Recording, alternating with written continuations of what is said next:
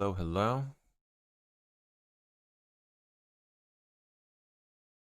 There's PooTube, I believe. Oh, that's not what we want. We're not watching movies on HBO.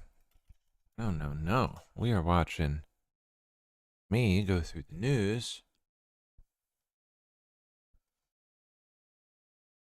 There we go. Much better. Oh.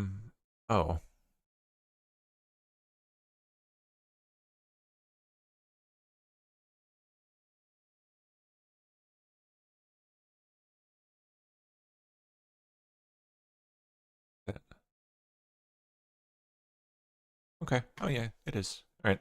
Sorry. I'm just silly. Okay, let's get going here. I know I have some things tagged since I saw you guys last night. That was the last thing we covered. Thanksgiving miracle. Florida deputies find a missing 86-year-old man with dementia alive after 4-day search. Yikes. Apparently in like the deep woods. God even knows how he got there. Oh, behind some fence somewhere. Gee. Watch this doesn't snap at you. You're good. Donald, do you hear me?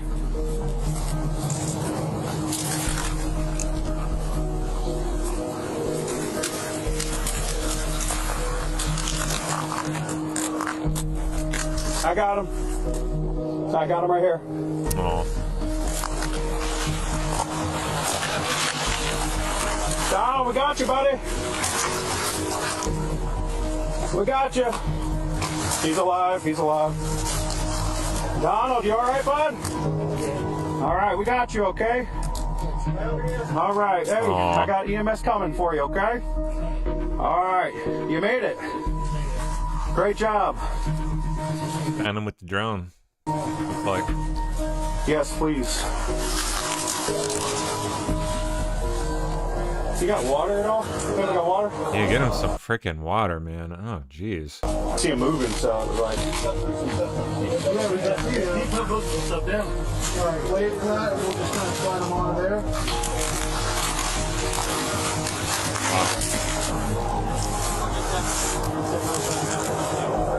Can you sound down for a second? Yeah, we can reorganize.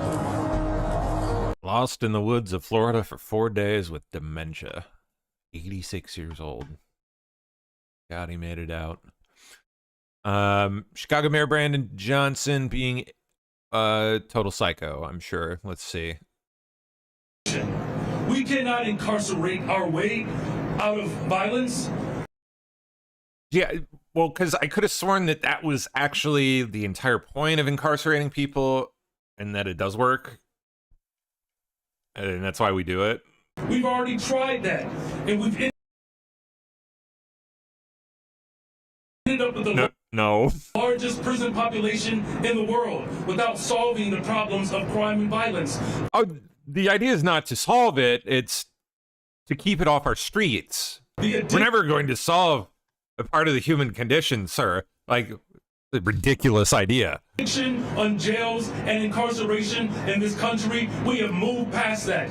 It is racist, it is immoral. Oh, now it's racist, huh? Okay. It is unholy, and it is not the way to drive violence down. It's unholy.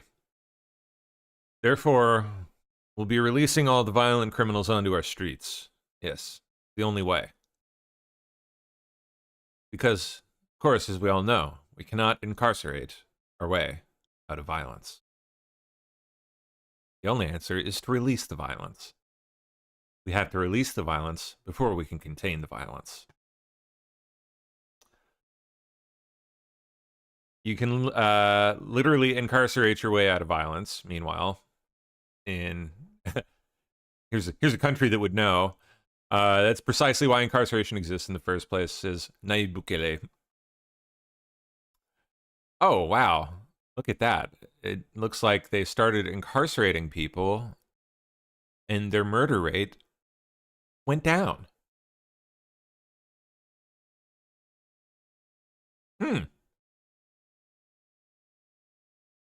Homicide rate in El Salvador from 2014 to 2024. Yep, that would seem to coincide with them starting to crack down on that shit. It would indeed appear that incarcerating yourself out of violence does work. Transportation. Yeah, I can't play that because it's plastered with Aerosmith music. I don't understand. That's why I tagged it, because I just like decision making just puzzled me a little bit. You can hardly even hear what they're saying. It's like the Aerosmith music was more important than whatever they were saying. Secretary. Sweet emotion. No. Maybe play that for like 3 seconds at the beginning and then shut it off and then say what you need to say. Don't just like play it while you're talking so I can't hear you talking.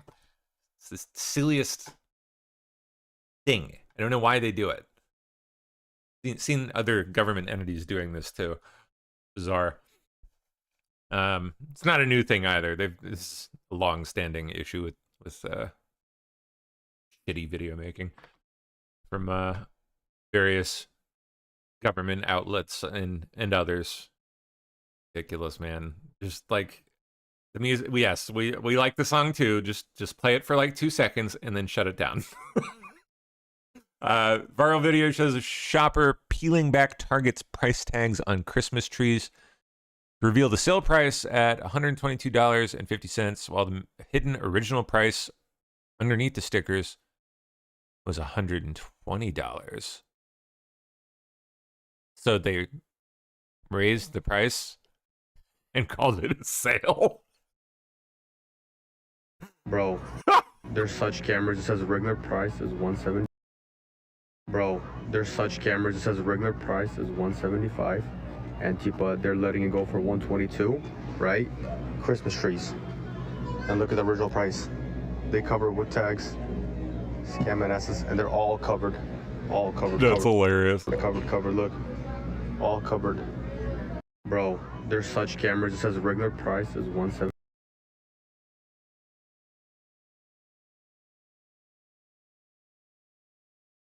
Oh, look, here's Radix speaking at an event from a month or so ago, roughly a month or so ago. Only just getting posted. Just the last couple days. Oh, just today, I guess. Yeah. So they had her up to speak on the Whitmer story.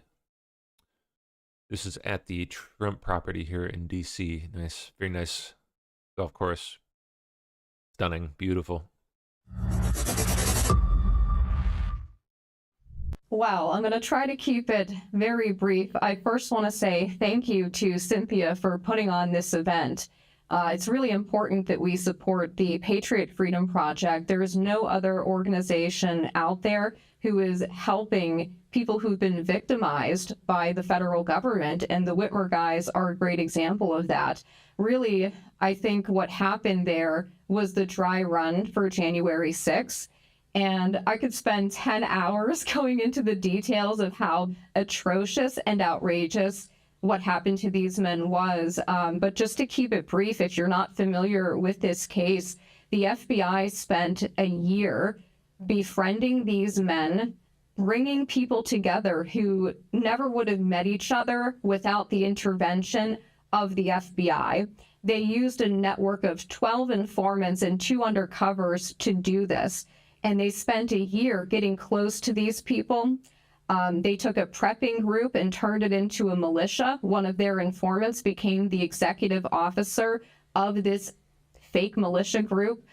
He was basically the de facto leader, and he started training these guys, putting on militia meetings. The FBI at the same time created a fake national militia group called the United States Patriot 3 Percenters, and they put on field training exercises where they brought people together. Again, they supplied them with copious amounts of marijuana and alcohol and filmed them engaging in the training that the FBI was giving them and just recorded them saying offensive things. And basically, they arrested these men 1 month before the 2020 election.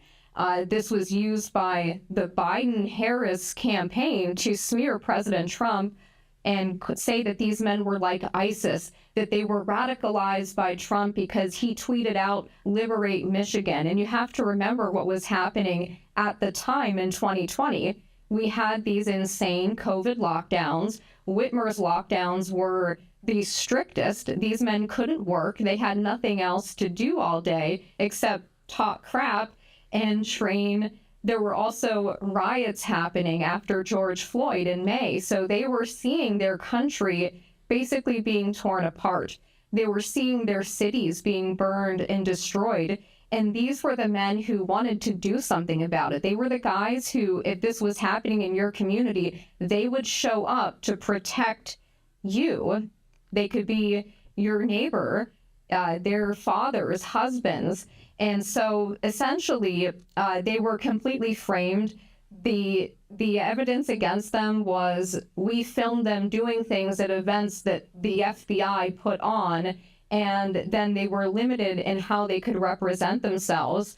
It resulted in 4 trials, 2 federal trials, and 2 state trials. So what ended up happening basically is that half of these men were acquitted, but half of them were wrongly convicted. So right now we have 3 men in prison in Michigan, and we have 2 men sitting in solitary confinement at Florence Supermax, where people like El Chapo are. These are men who didn't engage in any violence at all, didn't really commit a crime.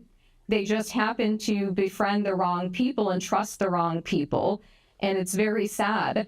And no other organization has stepped up to help them. I know Cynthia says I'm sort of like the Cynthia for the Whitmer guys, but Patriot Freedom Project has been the only organization who's ever reached out to me to try to help these men, to try to help get justice for them. And so I just want to reiterate how important it is that we support people like Cynthia, the men on this panel, the Patriot Freedom Project, and now Weaponization Watch. It was a nice little event. That's good. It's actually quite a big event. Quite a few people. 200 more. It was a lot of J6 people. A ton of people.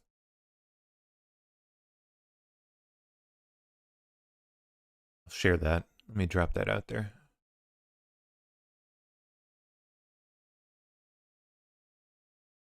What do you like that?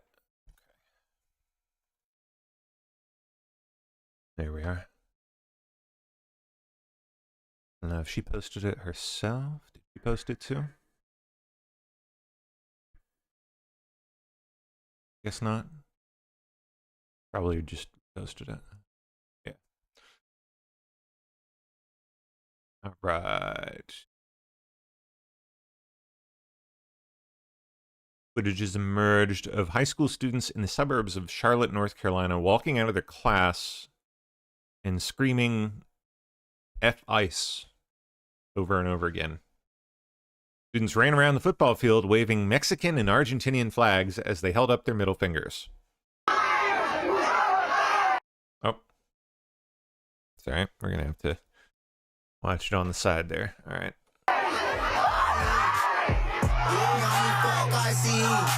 Oh, and we got some music playing over it. How nice. Oh, wow, they have a whole song. That's nice. Oh, yeah, you know what? Sorry, thank you for mentioning that, Deb. I meant to actually jump to that, like, right first thing. I'm pretty sure we'll get to it up the pile here. Yeah, there's a National Guardsman, possibly 2, shot in D.C. Here we go. A little before 2:15. This lady was a witness, this young lady here for NTD News. Says National Guard shot near the White House at a little before 2:15. I was in an Uber to work with my cameraman and heard multiple shots that fired off as we passed Farragut West, which is a metro station. A member of the National Guard fell while others rushed onto the scene. Area still on lockdown and Secret Service being deployed. I believe the White House was put on lockdown. May in fact still be on lockdown. I don't know. Yikes. This guy is... I don't even know what this one's doing with his AR-15. He does not look like he's ever touched one in his life. It's almost sad. Like, look at this. What is he doing? Does he know what he's doing? I'm unsure. I'm unconvinced.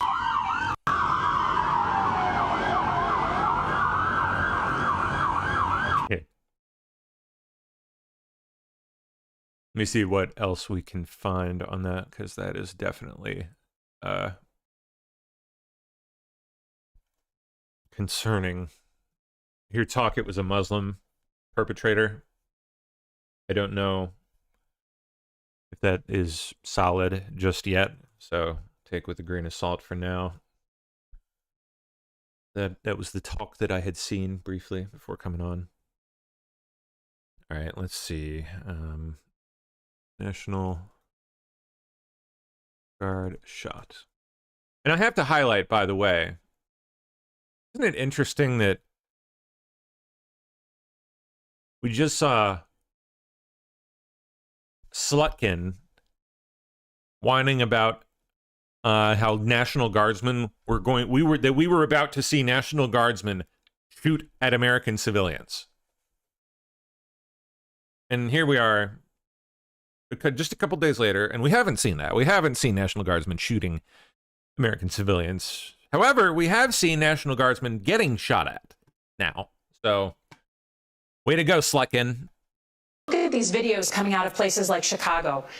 It makes me incredibly nervous that we're about to see people in law enforcement, people in uniform military get nervous, get stressed, shoot at American civilians. It is a very, very stressful situation for these law enforcement and for the communities on the ground. So it was basically a warning to say, like, if you're asked to do something, particularly against American citizens, look at these videos.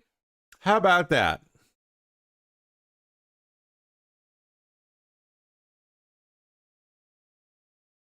Phillips, we have breaking news to report. 2 uniformed military personnel appearing to be... it is indeed 2 that were shot, huh? U.S. National Guardsmen have been shot in downtown Washington, D.C. Their conditions right now unclear, and it appears that... Oh, yeah, it was dead. I just turned it on. It's not letting you send a message to me. It should be good now. Just unlocked it, so... CPR was being performed on both of them. The incident taking place at a metro station not far from the White House, not far from our bureau either here, where we've been seeing a lot of National Guard presence amid President Trump's federal takeover. It's unclear whether a suspect is known or even in custody, but authorities remain on the scene. It's a working story. We are trying to get every detail possible. For more, let's bring in our Jay O'Brien. He's there at the scene here in Washington, D.C. Jay, we got word. I mean, literally, you are, what, 2 to 3 blocks away from where we are here at our ABC News Bureau. We can see all the... Let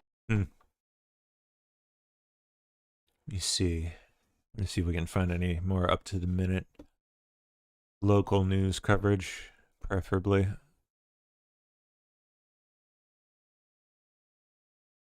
Oh, police give no, update. Okay, let's see that. Good afternoon, everybody. Oh, you got Cash on it, huh? Okay. My name is Cash Patel, FBI Director.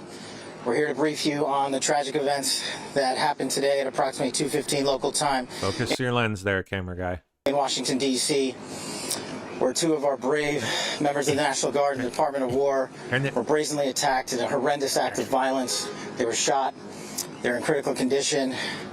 As you can see behind me, we have assembled the full force of both the federal and state and local law enforcement agencies to bring bear all of our resources to make sure we find the perpetrators responsible for this heinous act.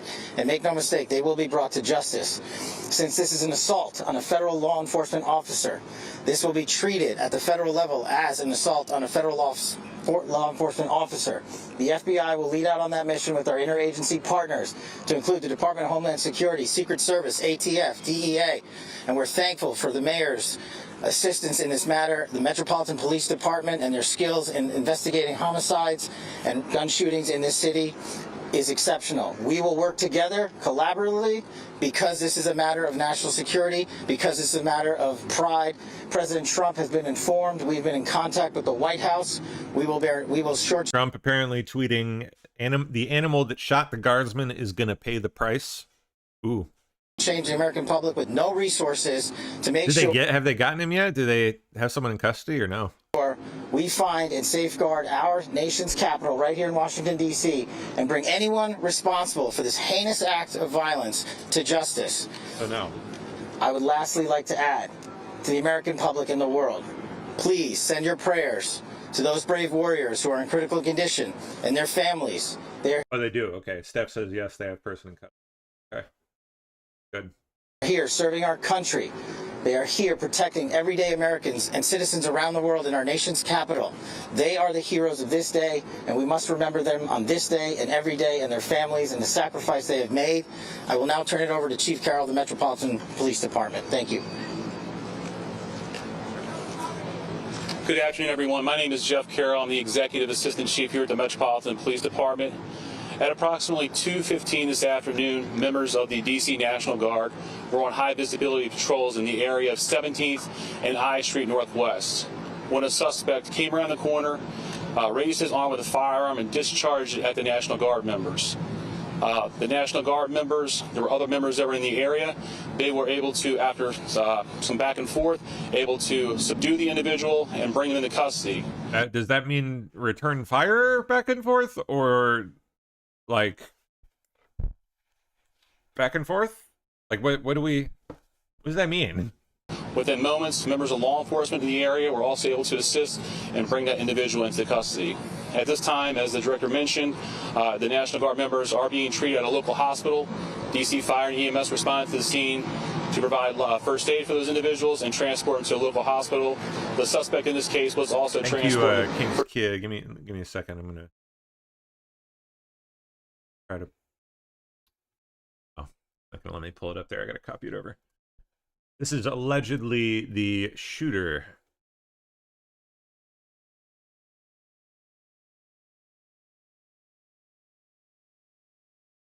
Looks to be taken from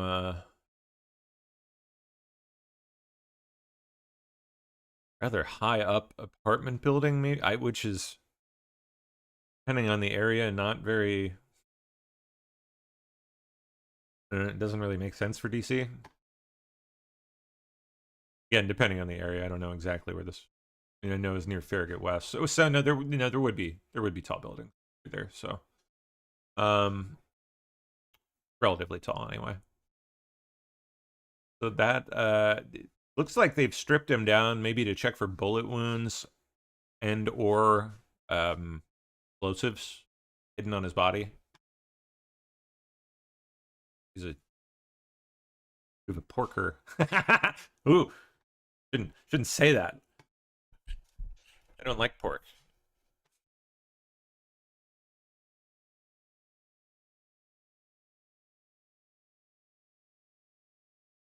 Interesting. All right. Oh shit, where'd the I guess I just closed it.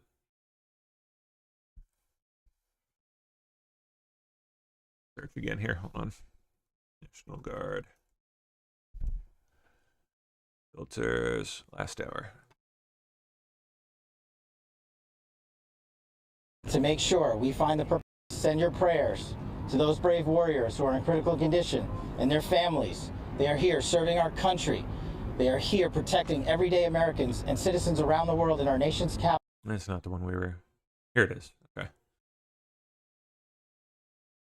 For treatment at a local hospital. Madam Mayor. Thank you. I'm Muriel Bowser. I'm the mayor of Washington, D.C., and I, too, want to send my thoughts and prayers to the families of the guardsmen and to the guardsmen who are in critical condition in a local hospital. I am joined by members and leadership from the D.C. National Guard, from the West Virginia National Guard, United States Secret Service, Deputy Mayor Pia, Fire Chief Donnelly, and Metro's General Manager Randy Clark, and we join with the FBI Director in ensuring that MPD investigates, the U.S. Attorney prosecutes this case to the fullest extent of the law. I've had the opportunity to brief U.S. Attorney General Pam Bondi, who was speaking to the president when I called, as well as the United States Attorney Pirro, who assured me that this case will have her office's complete attention. Mayor, was there any other suspect? Chief. Sure. So no, at this time, there was no indication that there was any other suspect. The one suspect that was involved in this incident, they were shot during the interaction, and they were transported to the hospital for treatment. Mayor, does this validate the need for the National Guard here in D.C.?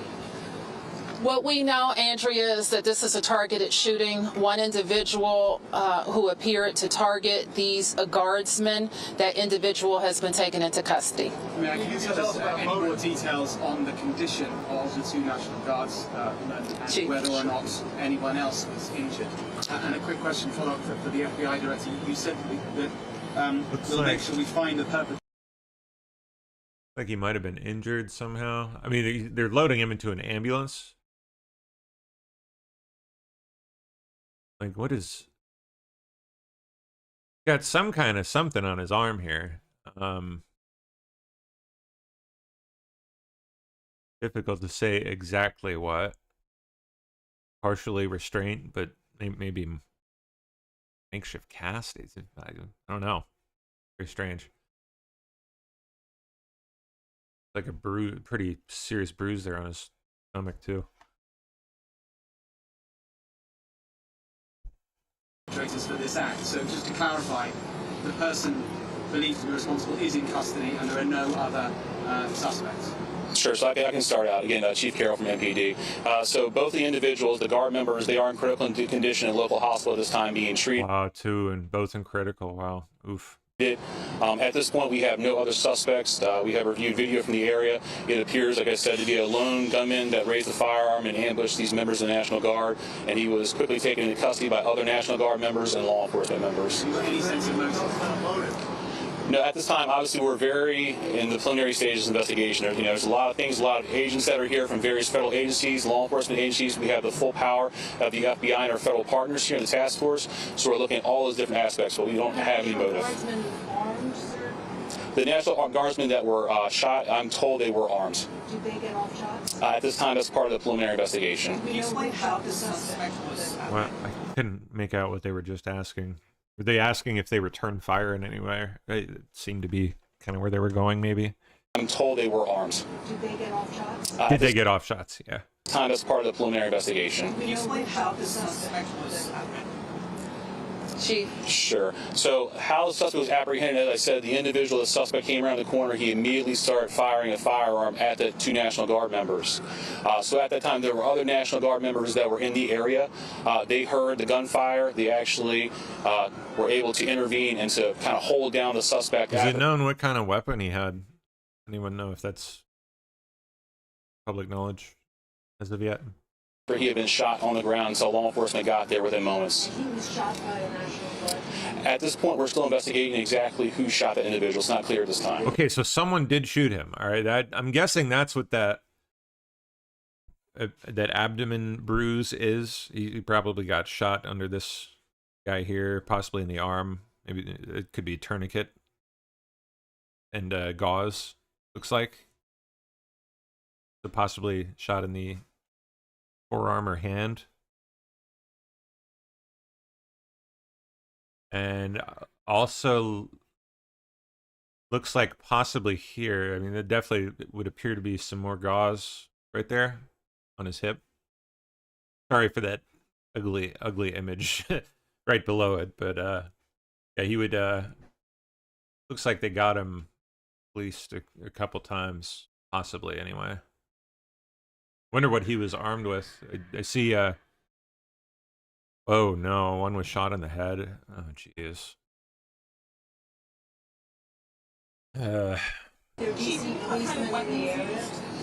We don't know what kind of weapon. There was DC police. It happened right in front of the metro, although there is no So they just indication asked him what kind of weapon, and he claimed to not know.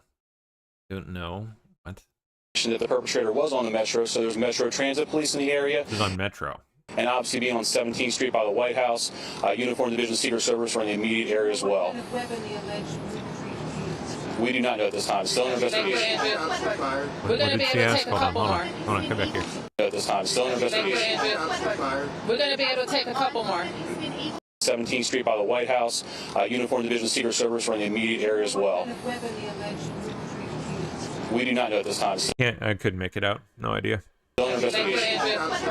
We're going to be able to take a couple more. Have you been able to question the suspect, or is his condition so severe that you haven't been able to have a conversation? Sure. And so as I said, we're very preliminary in the investigation, so we're looking into all aspects of who the individual is, his connections. At this time, he's still in the hospital receiving treatment. And I would just like, hang on, I would just like to add, the reason that this suspect is in custody is because of the bravery of the men and women of the National Guard who responded.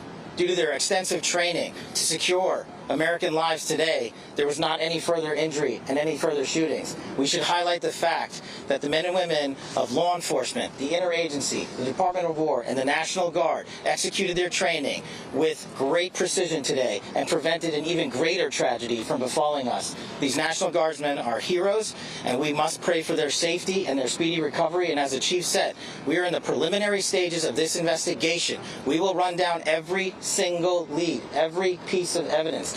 This is the power of the U.S. government at its best at the state, local, and federal level. That is why this interagency group is standing behind us to assure America and the world that we will continue to keep D.C. safe. And thankfully, we have Metropolitan Police Department, the National Guardsmen, and federal agents, and the Department of Justice and Attorney General willing to prosecute the mission to keep Americans safe.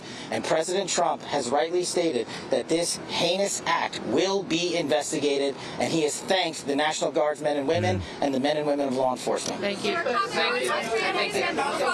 suspect say anything at the time? Why did the West Virginia governor say that they were Chief, was anyone else shot aside from two? Have the families been notified? General, what about that? I'm telling you the truth. Wow, look at that. Thank you, Susie. Got a thread here. At least 2 National Guard members have been shot near the White House, with one sadly passing away, according to this report. This is 2 hours ago. I don't know if that's since been changed or what, or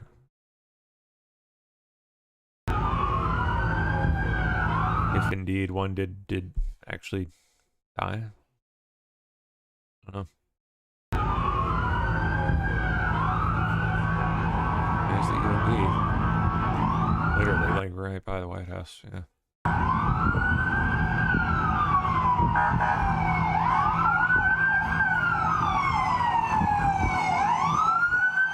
Thanks.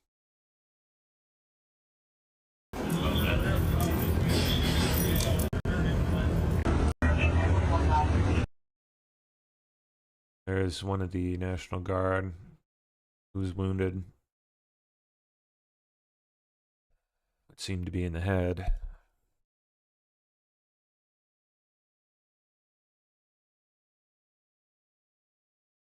Hard to say how seriously.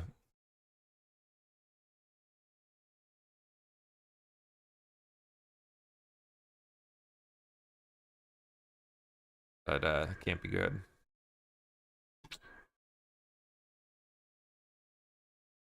But got any more here? Come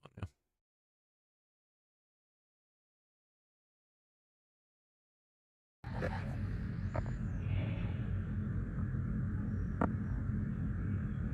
now. Aftermath of the shooting shows police and emergency crews rushing to treat a wounded National Guard member. Oh man, this is them subduing the suspect, it looks like.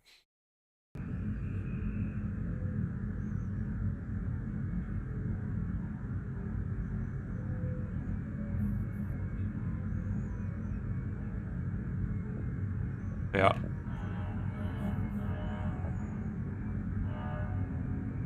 Okay, looks like they just fished a weapon away from him right there. Right here. Right here.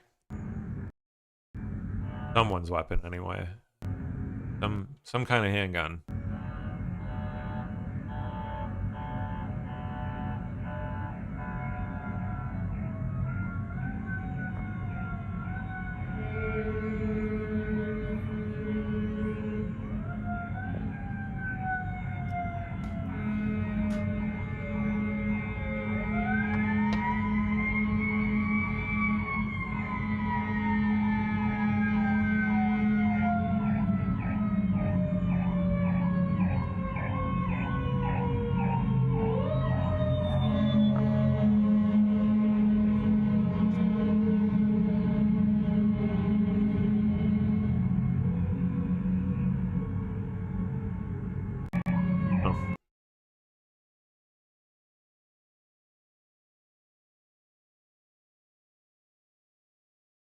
Being treated at separate hospitals. Trump says the suspect was also seriously injured during the incident and will be held accountable under the law. So, seriously injured definitely seemed to indicate got shot multiple times here.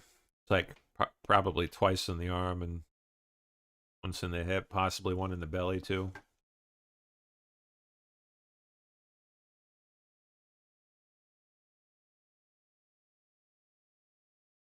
Okay. See if I had anything else before we get to the rest of the file. Oh, this was just adorable. All right, this will lighten everyone up after that dark imagery. VP Vance, together with his family, serving meals to soldiers and Army families at Fort Campbell. Just look at the daughter just having the time of her life. Like, only not at all. Oh, hold on. Where's she at? Look at this poor thing.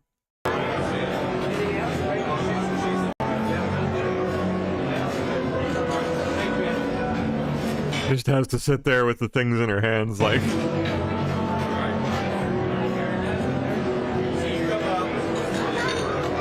Aww.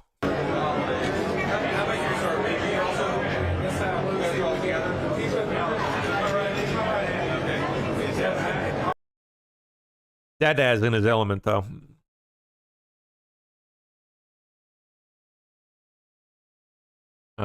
Eric Swalwell says the military can check Trump's actions. What does that even mean, buddy? Is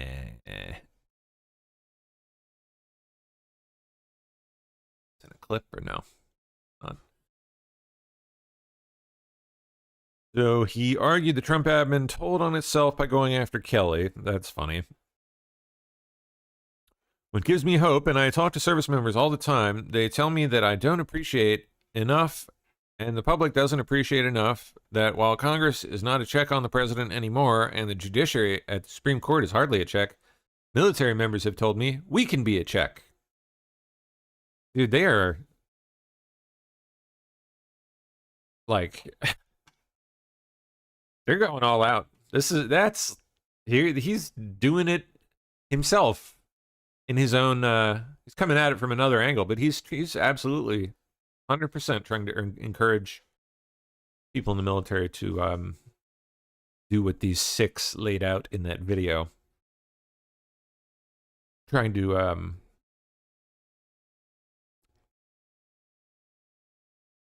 create the appearance that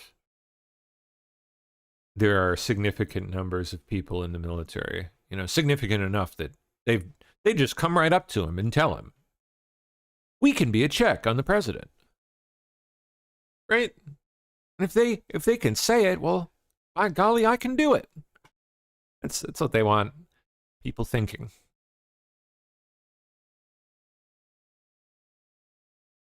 Sick.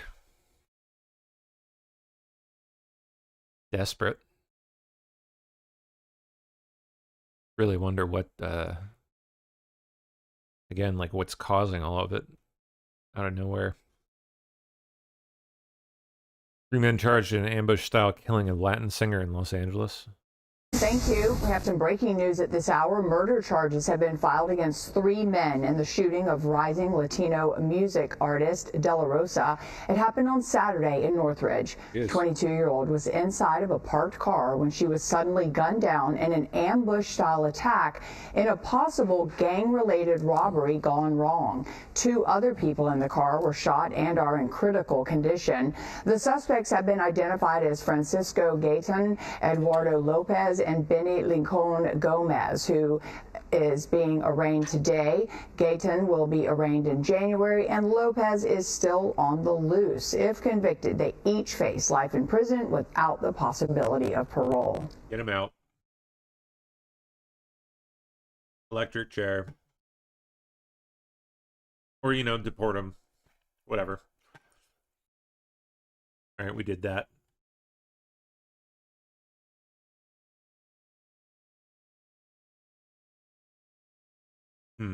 Governor Patrick Morrisey, West Virginia, says we're now receiving conflicting reports about the condition of our 2 National Guard members, and will provide additional updates once we receive more complete information.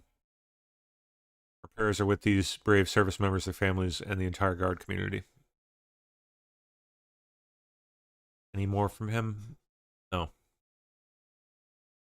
Not yet.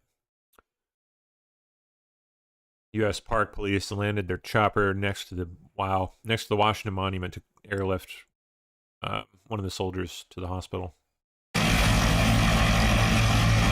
Oh.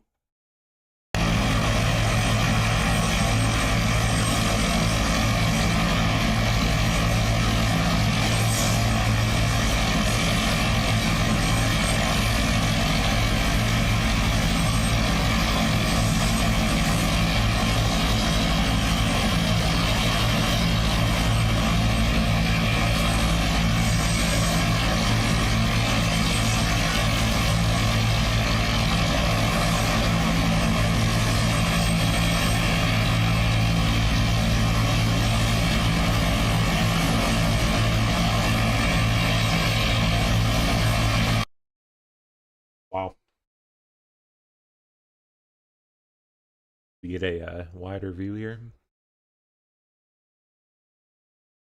Oh, there it goes. Yeah, there's that stupid ass. What is it, like Museum of African Art or something? I forget what the hell that stupid ass building is. Native American art, maybe? African art.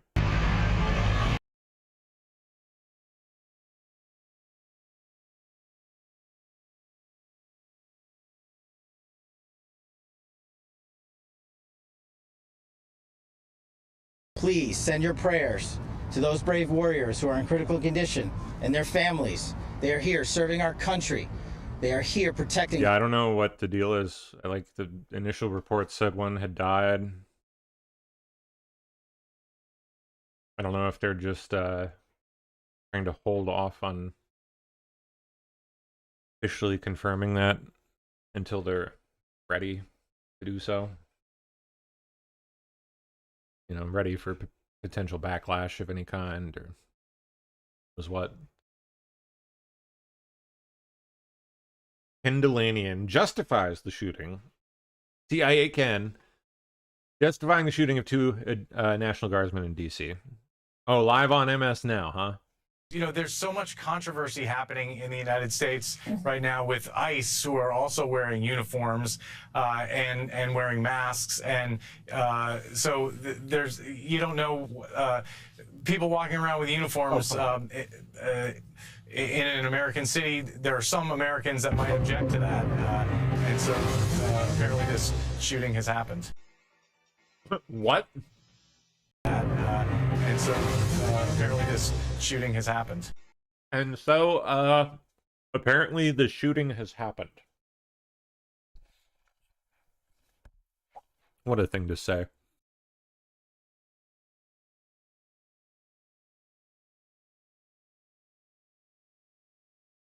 Guardsmen appeared to be targeted, suspect not cooperating.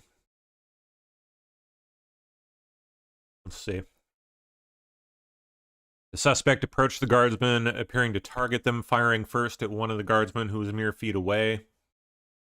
According to 3 law enforcement sources, one source said the suspect then fired at the other guardsman who tried to get behind a bus stop shelter. The source said the suspect is not cooperating with investigators and had no identification on him at the time of his arrest. Wow.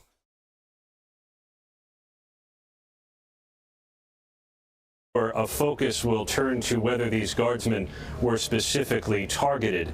If that's the case, it would fit with what we've been hearing from law enforcement officials for a number of months now, that some political flashpoints in the country, whether that's immigration policies by the administration, the ongoing Israel-Hamas conflict, even amid a tenuous ceasefire, those kinds of flashpoints have made people in uniform, be they military, law enforcement, government officials, people in uniform have increasingly been targets, and that is going to be one focus of the investigation going forward, Kira.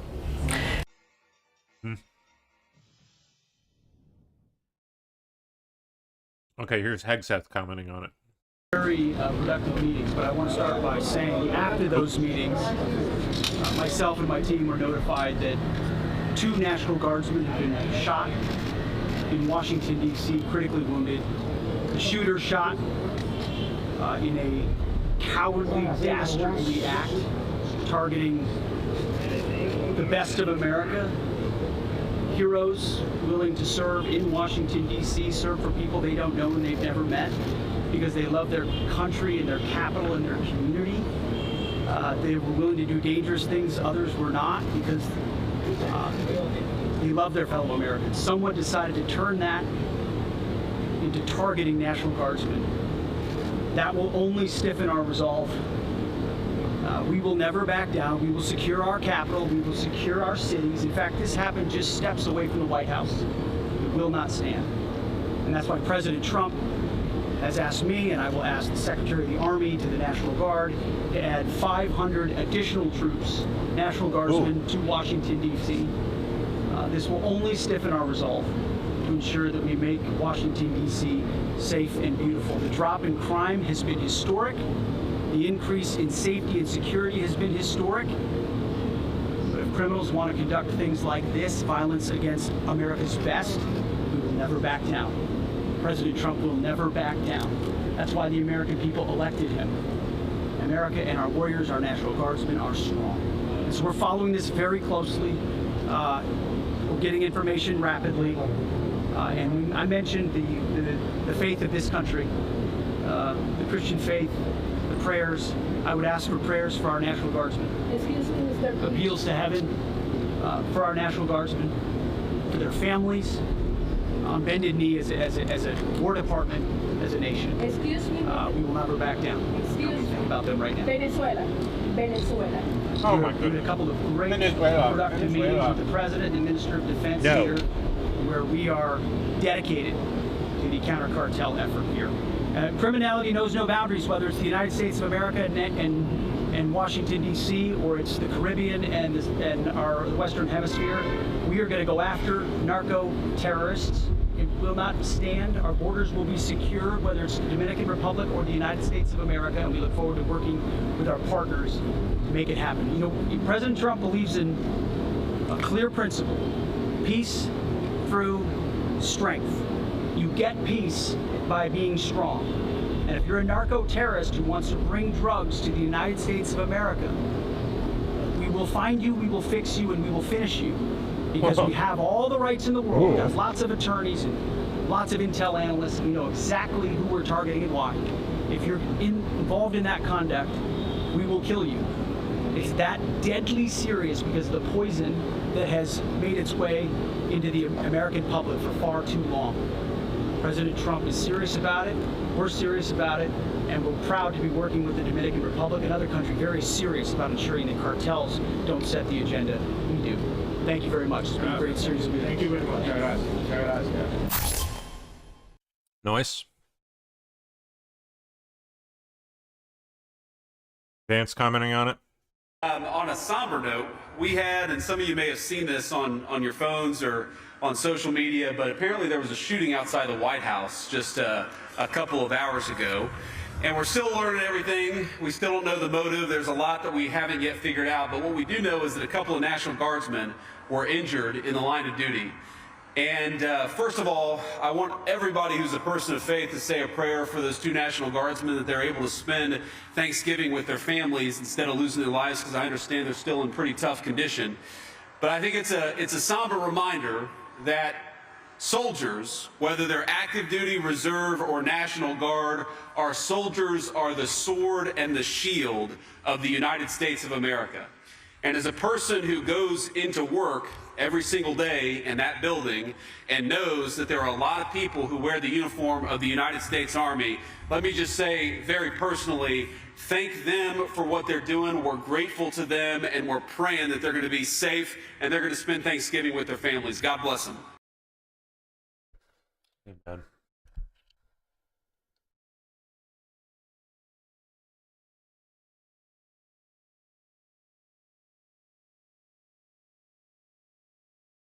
So that's interesting. Governor Patrick Morrisey apparently posted at some point that both of the individuals shot passed away from their injuries.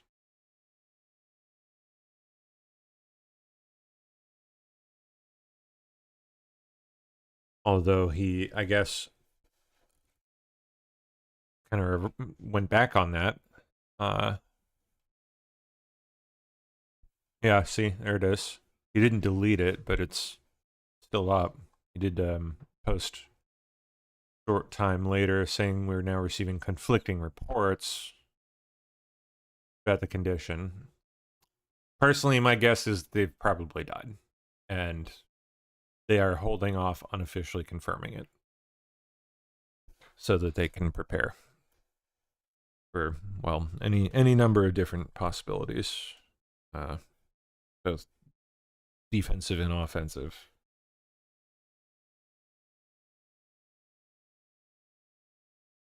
Good.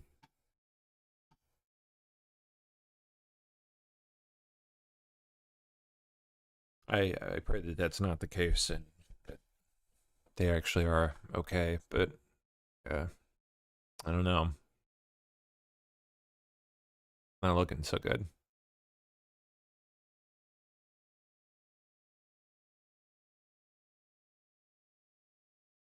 Okay.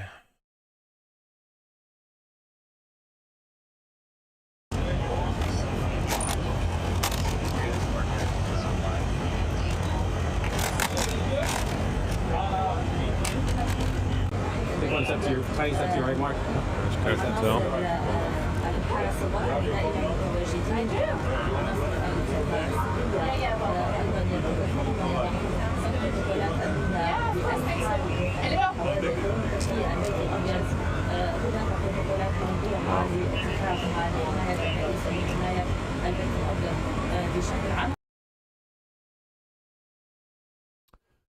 all departures from Reagan National were just grounded for security reasons.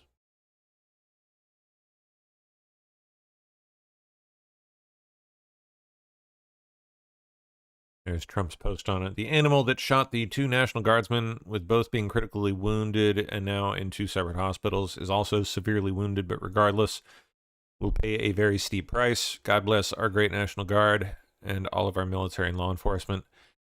These are truly great people. I, as the President of the United States, and everyone associated with the office of the presidency, am with you.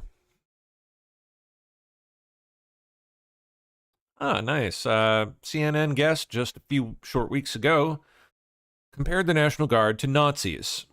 Actually, what the president is doing through the Secretary of Defense is creating units, official military units, to, quite frankly, watch the American people. And that's the thing that is absolutely abhorrent. It reminds me so much of what happened in Germany in the 1930s. Wow.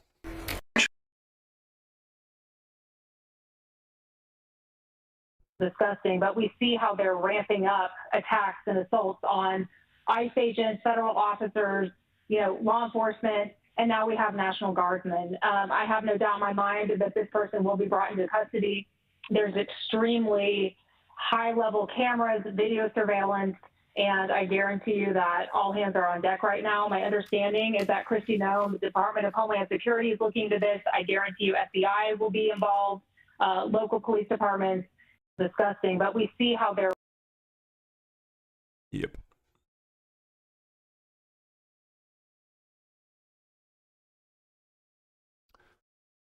All right, let's see what else is cooking here today. About halfway through, so.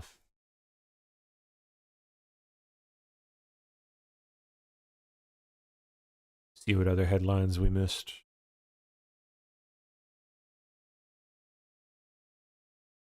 And then we'll check for more updates on that. Let me know if any fresh reports roll in about that incident. We'll pull it up.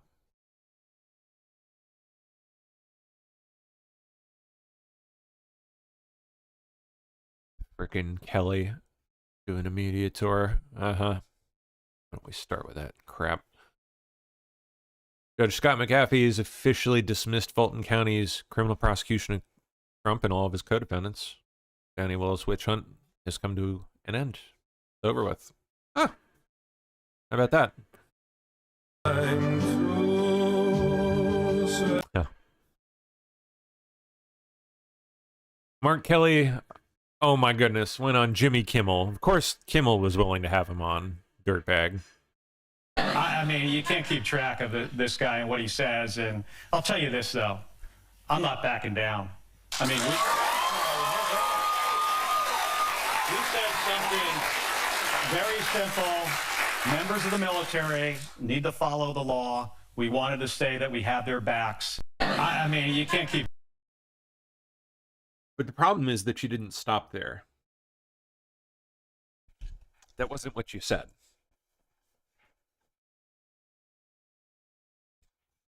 Consult with lawyers and have to deal with this when you're first of all working for the people of Arizona, the people of the United States. Now you have to spend your time. Are you actually worried about this? I mean, it does. I've been through a lot more challenging things than this, and I am. What I'm worried about is the reaction and what this transmits to the military and the public, which is basically shut up and listen to that guy. And that's not the way our system works. We have loyalty. My oath and every oath every member of the military took is loyalty to the Constitution, not to a person. And he's trying to get some fear out there. And fear can be contagious. But what also can be contagious is courage and patriotism. And that's the reason why. Because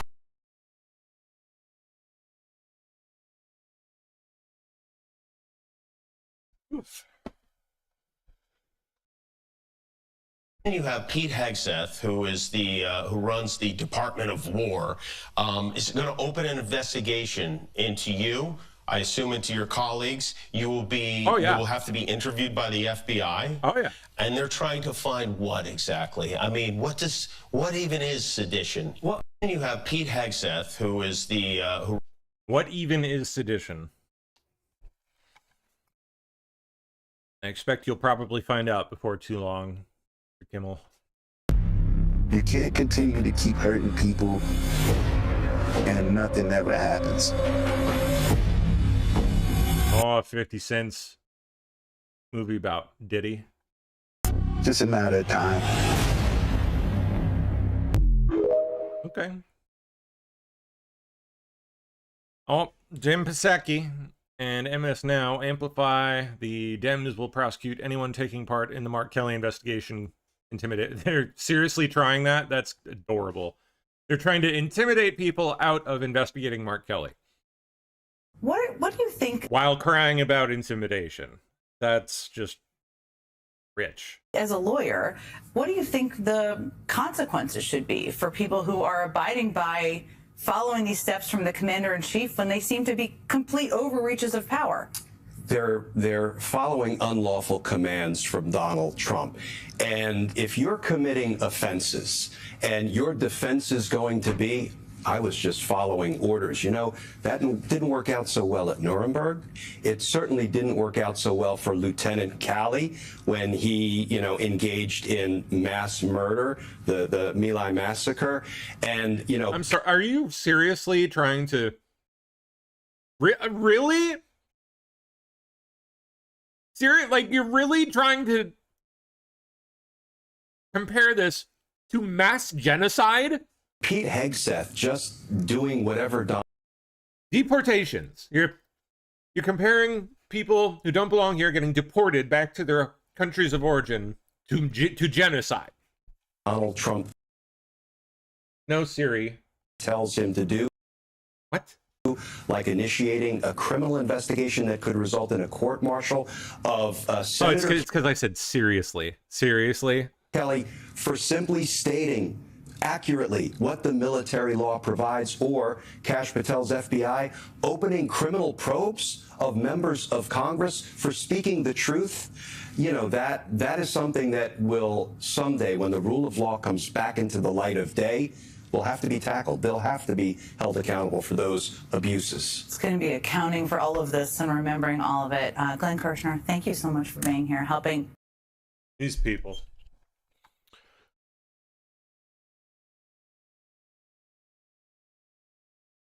Timu Obama says the Seditious Six shouldn't sit for interviews with the FBI if they decide they don't want to. As a Democratic leader, do you believe your members should sit for interviews with the FBI? There's no basis to this FBI investigation unless the FBI actually presents credible evidence as to why they are seeking to interview these four members. They said it in the video that they released. What do you mean evidence? Like what? And two members of the Senate. Then I think we have to look at this whole request skeptically again. It was Donald Trump who ordered the FBI and the Department of Justice to investigate these members. He accused them of treason. He threatened them with death. And so it's not clear why we should take this investigation credibly. This is not something where the FBI is trying to... He didn't threaten them with anything. Follow the facts, apply the law, and be guided by... He was just reminding everybody, generally speaking, that sedition is punishable by death if indeed you are convicted of it. By the Constitution? I do think it's important to point out, we have been told that the Pentagon is looking into an investigation. What we know about the FBI, according to our reporting, is that they are seeking to schedule interviews. So are you saying, though, I just want to put a pin in this as well, are you saying that they should not sit for those interviews? No, that's a determination that ultimately will be made by these patriotic members, all of whom serve the country, either as national security professionals in the military or both. Wow. Yeah, they'll just make up their minds. Unreal. Scott Jennings talking about, Marjorie Taylor Greene, that whole train wreck. She's continuing to crash out. It's getting worse. Look, what I believe and know to be true about the Greene situation, and look, I don't know her, and so I'm not going to tell you the story to disparage her. I'm just going to tell you what I know to be true. She wanted to run for statewide office in Georgia. Mm-hmm. The White House knew this. She, I think, asked for their advice. The president heard about it. He had a poll that was somebody gave him about the situation in Georgia. He discreetly and privately transmitted this information to her, and it showed her losing to Jon Ossoff by 20 points. It showed that if she were to run statewide, it would end in disaster and embarrassment.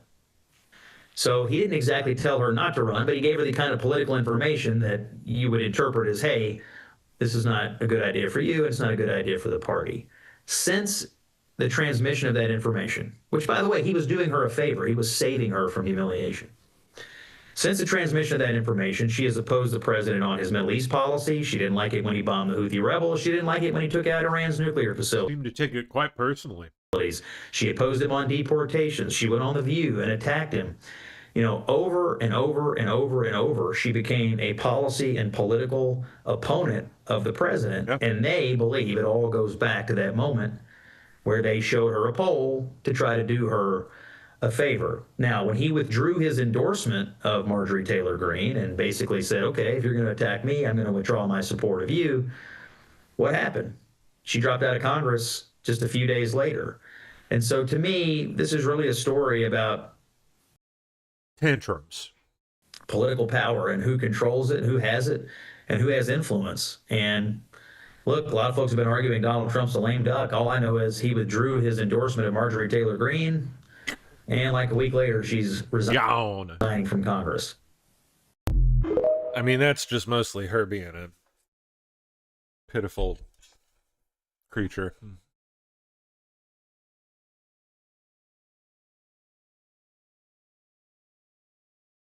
Okay. Speaking of, Marjorie Taylor Greene, as Trump is now calling her, is now claiming that supporting or not supporting Tucker Carlson will be the end of the Republican Party. What?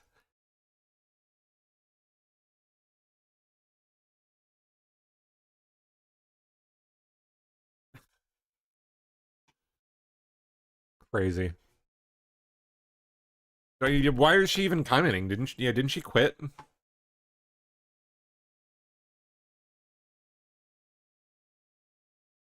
Record 82 million travelers expected over the holiday here. Yet food service workers at LAX are blocking the roads. Oh yeah, they're protesting. That's right. Travel day of the year, looking pretty bad out there. I think they even marched into the airport. Now, last night, the traffic at LAX got even worse as those food service workers staged a protest and blocked a main roadway into the airport. Oh my gosh. They're demanding a new contract and allege unsafe working conditions and unfair wages. This says nearly 82 million Americans Try getting a new job. You know you can do that, right? You can projected to travel. Stop being a food service worker over Thanksgiving, according to AAA. That's up from last year and an all-time high. More than 73 million of those travelers will make the trek by car. Around 6 million will travel on planes, and then about 2.5 million will take some other form of transportation. AAA anticipates that some flyers could cancel their tickets and drive instead of fly due to flight cancellations and the lingering impacts of the government shutdown. Now, here at LAX, officials are asking travelers. Yep, I'd be driving. That's what I'd be doing if I had to go.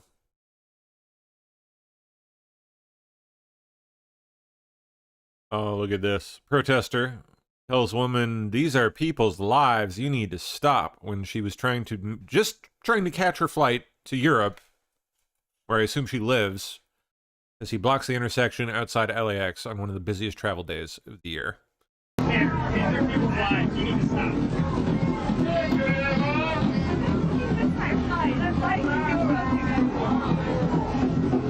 Check out that sweet old ride, by the way. Awesome old Mercedes.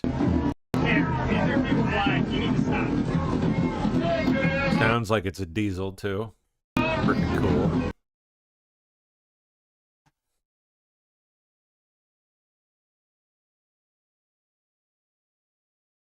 Oh, man. Here's a look at the 405 freeway in downtown LA during the travel rush. Oh, God. A live look at traffic. This is that annual shot we see every year, Sky Fox, over the 10 and the 405. Look at that. AAA predicts more than 49 million people will drive this holiday. Wednesday night expected to be the busiest day on the roads, although I always feel like Tuesday night is, but especially with this shot. The worst time estimated to be between 2 and 6 in the afternoon tomorrow. So prepare yourselves for long delays if you're hitting the roads. Now, we know the traffic is almost always bad at this time in this stretch. but this picture really does say a lot. I think people kind of stretch it out. Some are leaving tonight, taking tomorrow. Pretty cool shot.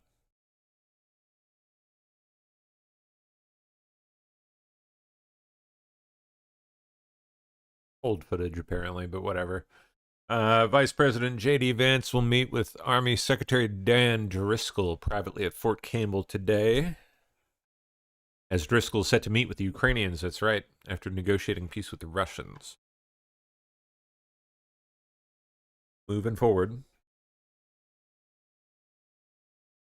Footage has emerged of high school students walking out of class and screaming F ICE. I think we played this, but let's see it again.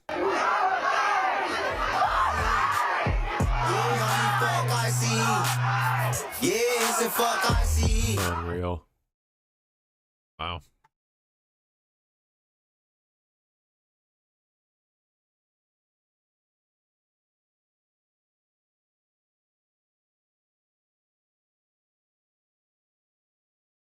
Monday. Charlotte, North Carolina officials panicking as Irina's law takes effect in 4 days and will explode the prison population. Oh, yeah? Bunk beds now being set up in the prisons. So what's the law do again? What's it do? We're bracing for Monday, as you do when there's a hurricane or tragic storm that's coming.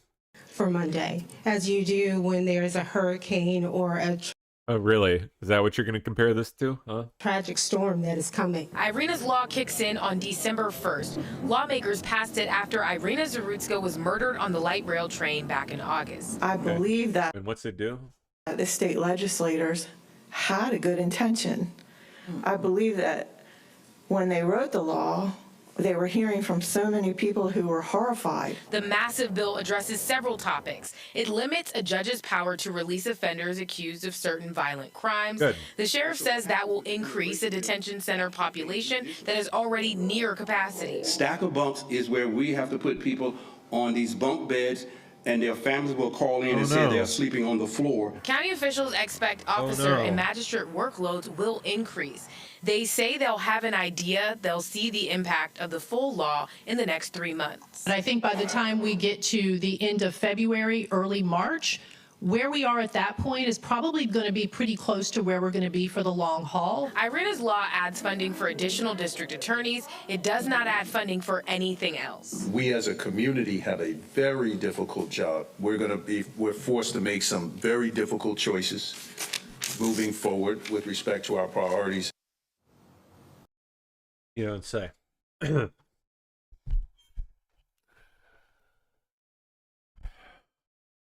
You would think they'd have figured out that of all the possibilities, somehow releasing all of the violent criminals is not the answer. You'd think that they would, I don't know, figure that one out pretty quickly. Truck driver advises everyone to carry their passports in New York as ICE agents are checking everyone. Yeah, too, sir. Thank you. Yep. Good. This morning, ISIS is over here cracking everybody now. That's the.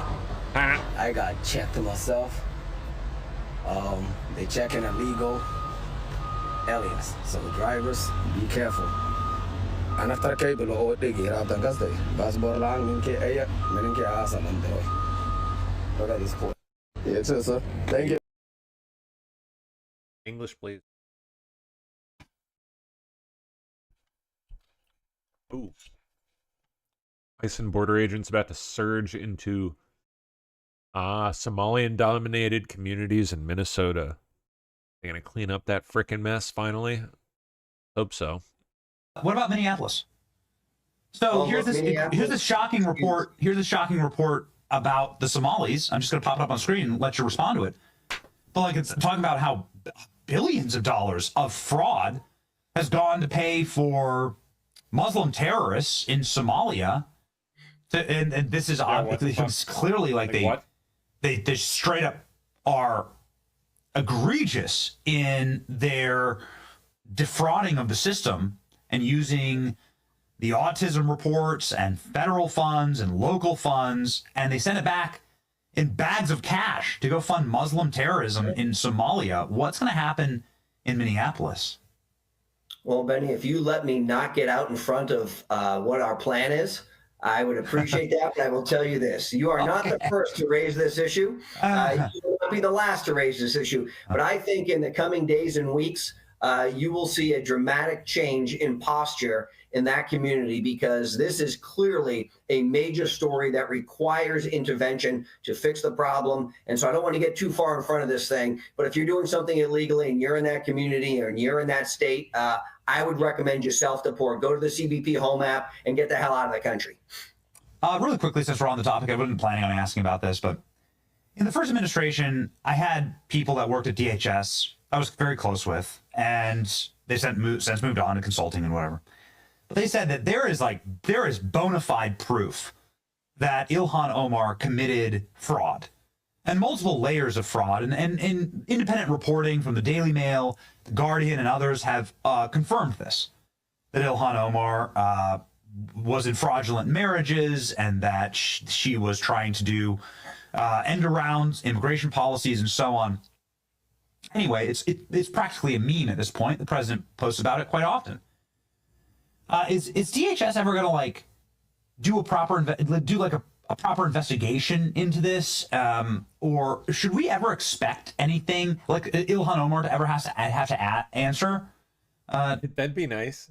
To these allegations, will they ever become charges? You know, like I mean, preferably we just send her back. So goodbye. And I don't voyage. want to comment on a potential investigation because it'll probably put me in the jackpot and I get in enough trouble on my own when I'm on your show. Just think of Bad Bunny. Okay.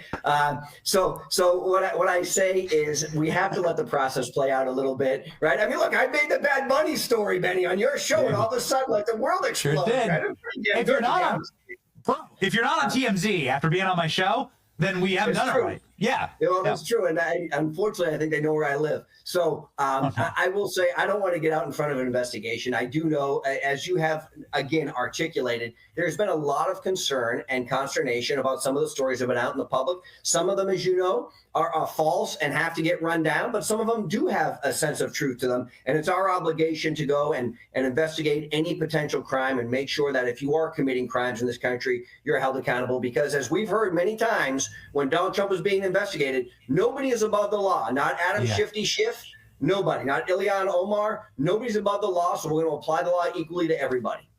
All right. So you're saying there's a chance. Okay, great. Well, so you say.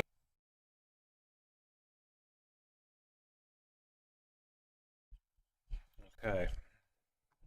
Uninsured immigrant driver hits an American and then demands that he does not call the police while she fixes the damages to the car with baby wipes. No, ma'am, the police are getting called. Sorry. What do you mean, no? No. Yeah, I will call. Oh, gosh. Call the police. No. You just pulled out in front of my car, and now you're saying that. These people, dude. Oh, and it's a Miata too. Ah, messed up. One of the flippy headlight ones too. I've owned it. I've owned two of those over the years. I don't even know what to do. No, because with the hard top too. Nice. I what? Well, used to be anyway. Color. I have hair color. I have hair color. Yeah, she wants to use hair color to scrub the damage out. Hair color. Yeah, but right here, you see that dent right there? You can't clean that off. Yeah, that's structural damage. The paint's gone. You can see it cracking. What do you mean, no?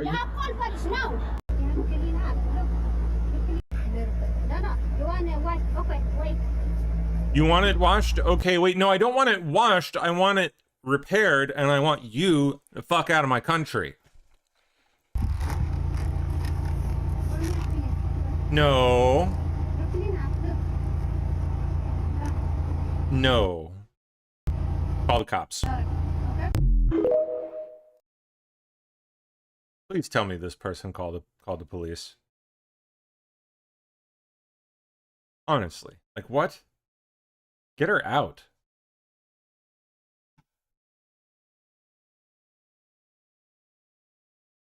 I guess we don't get to find out the end of that story. Oh well.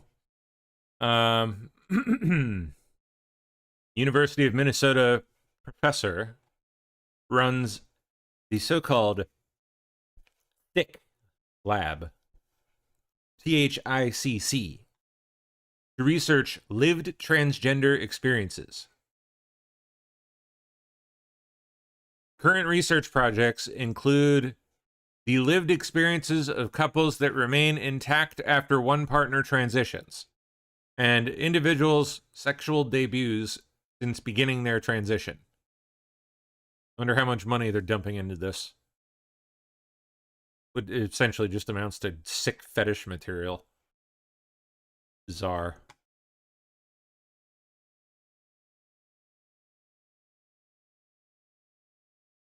Stephen Miller on the Seditious Six. All right. And Mr. Miller, what should happen to the Seditious Six? Well, they should be held accountable under the law and under the Uniform Code of Military Justice for a seditious conspiracy against the United States of America. This is completely open and shut, straightforward. What is the motivation? Why would 6 members of Congress, selecting specifically for individuals with a CIA or military background, record a carefully written, carefully produced, slickly edited video messaging directly to members of our clandestine services and our armed forces, telling them to disobey orders from their superiors, telling them that they should individually determine whether an order is legal or illegal and defy it. Individuals who are exercising life and death power. The CIA engages in covert missions all over the world involving life and death decisions. The armed forces launches life-taking missions time and time again. They carry weapons. They control drones. They control missiles. They work on nuclear submarines. For what purpose would you ever deliver this message? As you said, it's to create a color revolution. It is the CIA playbook for trying to foment insurrection from within the military and within the CIA. Look, we saw after Charlie Kirk was assassinated, Jesse, members of the armed forces openly celebrating his murder. So think about that for a second. You have people in the armed forces, and it can be a tiny, tiny percentage, but who celebrated the assassination of Charlie Kirk, and then now they're getting a message. It doesn't take a very large percentage at all to be very, very dangerous. Just a fraction of a single percent. From Kelly and from other members of Congress saying, defy your commanders. Rise up and defy your superiors. Yep. That kind of language will get people killed. It endangers our national security. It is dangerously radicalizing. Yeah. And it has all of the evidence of willfulness and intent. And when they go on TV and they say, well, we can't name what order is illegal, that proves the point. It was never about the law. It was breaking down the chain of command. Bingo. The Democrat Party is openly engaged every day in trying to tear down democracy, whether it be judges who are binding the president with unlawful orders, releasing violent criminals back onto the street, trying to cement and protect the illegal alien invasion of America, and now fomenting rebellion inside the ranks of our armed forces and CIA. Wow.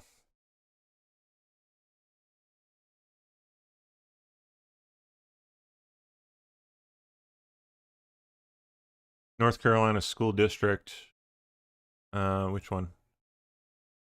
Winston-Salem, Forsyth County Schools superintendent sent an email to families advising that illegals can stay home and staff will work with them to make sure their kids' education continues. Oh, wow. Over 20% of nearby school districts are comprised of illegals. That's bonkers, dude. What? Over 20%? We're paying for the education of hundreds of thousands of foreigners who invaded us, while Democrats work overtime to protect them. Yep. That is nuts. That is nuts. Think of how many of them are over popping out children who then get passed off as citizens. Think about if you included that number too. I bet if you included that, it would it'd blow your mind. Edging up on 50% in some of these places. That's crazy. Big news for immigration reform. Okay, immigrants who've been on Medicaid, EBT, food stamps, or live in a household where anyone collects government assistance can now be denied status. Ha ha! Yes! Okay, good. Bye-bye. Immigration just changed the rules for adjustment of status. That's going to completely overhaul how immigration officers decide if someone's going to become a public charge. Officers are now going to be given free rein to deny cases for various financial reasons. Here are a few real-life scenarios. A couple applying for adjustment of status. U.S. citizen earns plenty of money, but they have a child, and that child once received Medicaid. Under this new rule, that's a negative factor that the officer can consider to deny your adjustment. Scenario number 2. A petitioner once collected food stamps years ago when they lost their job. Now they've been working for years, have been off food stamps for a while. The petitioner's use of food stamps years ago can be used against the applicant to deny the green card. And scenario number 3, applicant lives with a lot of extended family members in the same household. Mom, dad, cousins, brothers, sisters, whatever. And one of those relatives collects government assistance. Even though it has nothing to do with the applicant, it could be used against that applicant to deny a green card. So these changes are super serious. If you plan on filing an adjustment application, don't wait for these rules to change. Bye-bye. Get it filed now. Because the window of predictability is much better now than it's going to be. Or, you know what you could do? You could get the fuck out of the country. You could go home.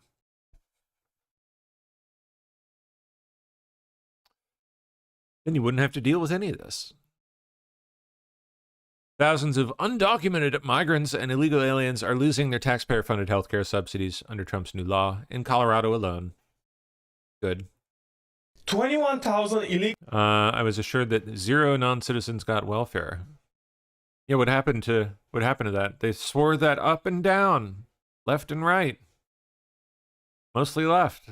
Illegal people in Colorado could lose their Medicaid coverage under the Trump tax bill. But hold on a second, I thought we were all told that illegal immigrants in this country are not getting any financial benefit because it's illegal.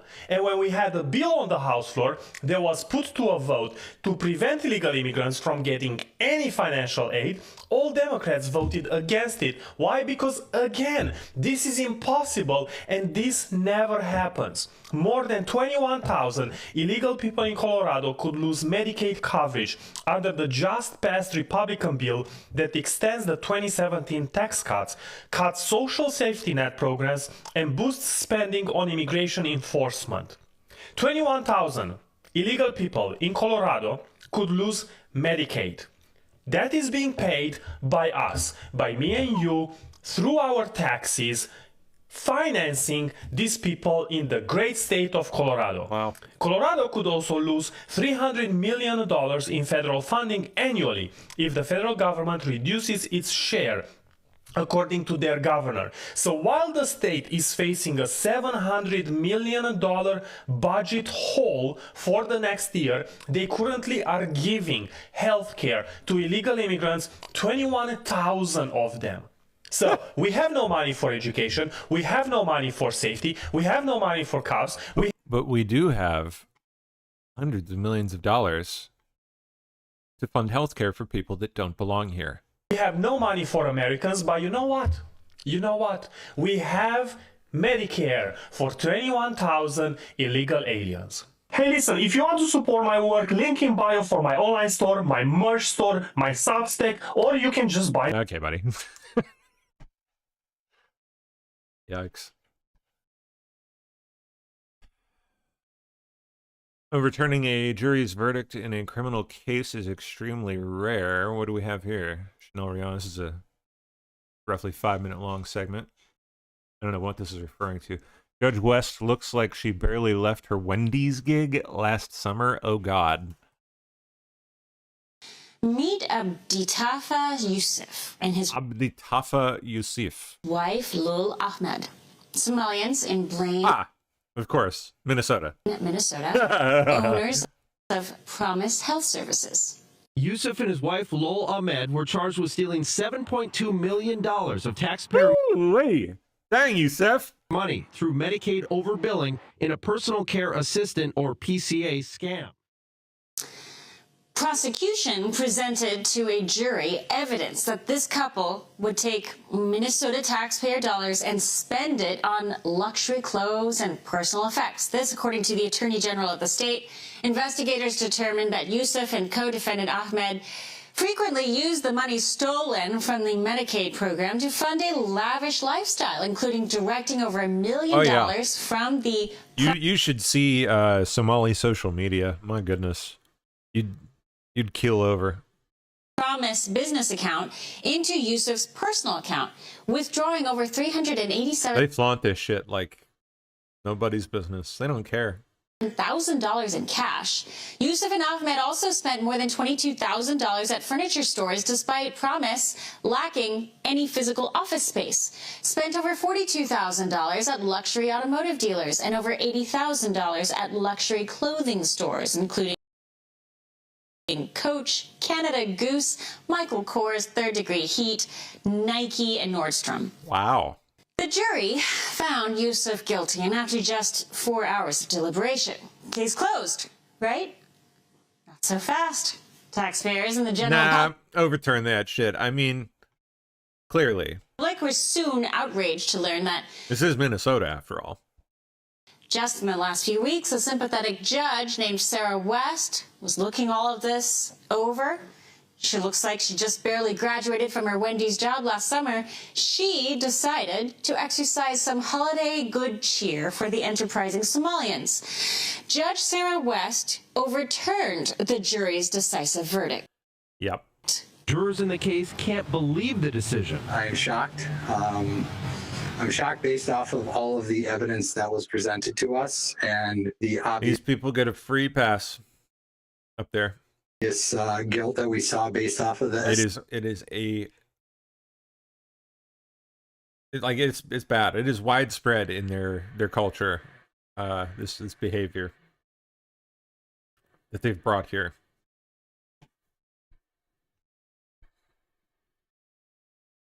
To the point where, again, they flaunt it all over the place. They don't care. Said evidence. It was not a difficult decision whatsoever. The deliberation took probably 4 hours at most. Based off of the state's evidence that was presented, I was beyond a reasonable doubt. But why? Why would a judge do this? J9Z asks, aren't they known for being pirates? Yes, precisely. That is exactly what they're known for. Yep. Still, to this day. They still do it. Keep in mind, in U.S. law, it is not overly unusual for a judge to overturn a jury's verdict in a civil trial. It is far more unusual for a judge to overturn a jury verdict in a criminal trial like this one. Just for a very loose estimate, at the federal level, it is estimated that only 1% of all criminal trials ever end with a judge overturning a guilty verdict. Yep. In this particular case, It just don't happen. little Missy West decided that all this lavish stuff that Yusuf bought, all the receipts and the mysterious income flow, That's reparations. the mailbox You know. business, and the For slavery, which he didn't experience because he's from Somalia. lack of office space was all just circumstantial evidence that dear Mr. Yusuf and his Somalian wife deserved to fit in that 1% of charged criminals who should be Oh my goodness. allowed to walk. In the esteemed law degree wielding Sarah West's most expert opinion, there are plenty of reasonable theories as to why these two Somalians in Minnesota, who operated out of a mailbox with no office space and lots of office furniture, and Oh yeah, they got it down to a system, man. mysterious sources of And they share amongst each other, all their extended family, how to do all this stuff. income to go on lavish shopping. Again, this is like massively widespread in these communities that have taken hold here in our country. Shopping sprees, there were plenty of other reasonable explanations that could be perfectly innocent. Despite the fact that Judge West admitted she was troubled by the fraud perpetrated by Yusuf, Clearly not. she still deemed it just and fit to overturn the jury's guilty verdict. Overturn it. Never mind that the prosecution presented evidence of the business billing for non-existent or undocumented services. Never mind that they presented evidence of overbilling. Never mind prosecution had evidence of Yusuf using falsified documentation or paid kickbacks to clients to secure participation in his medical service company. Oh, and never mind that this was part of a larger series of Medicaid fraud cases popping up all over the Somalian communities in Minnesota. Yusuf and his attorney maintain that all of this was on the up and up. Judge West thinks she knows better, and she is helping uphold justice by overturning the jury's deliberations. The case is up for appeal. It is a reminder. Justice is only as good as the human donning a black robe and holding a gavel. Jurors and evidence be damned. America is, at least in this case, justly outraged. Disgusting, man. All right. Border Patrol posting just the other day, yesterday. This past weekend, border wall panel installation began in Nogales, Arizona. This project will close an approximately 0.2-mile opening in the border wall that was planned for completion during the first Trump admin, but was subsequently canceled by the Biden admin. Once completed, this will result in an approximately 9-mile contiguous stretch of border wall, securing the border in this area.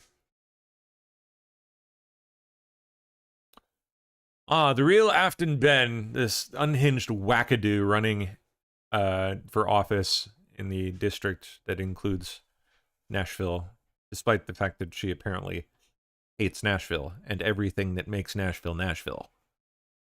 Afton Bain. Total psycho. In here. What? Afton Bain here. Many of you have been part of my story. I was someone who always wanted to get out of East Tennessee. Let's show the entire country What police abolition looks like, that we can do it. I took that fight statewide. For bullying the ICE vehicles and state troopers. Now I'm running for Congress because I hate the city. as a state representative in Tennessee, I don't want children, I want power. I'm Afton Bain. I hate all of the things that make Nashville, barely.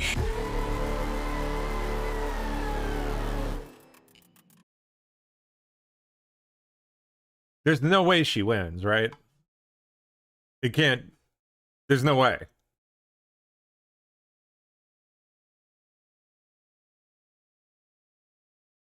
I mean, are there enough people out there who are willing to overlook this just because she's blonde and not overweight? Possibly.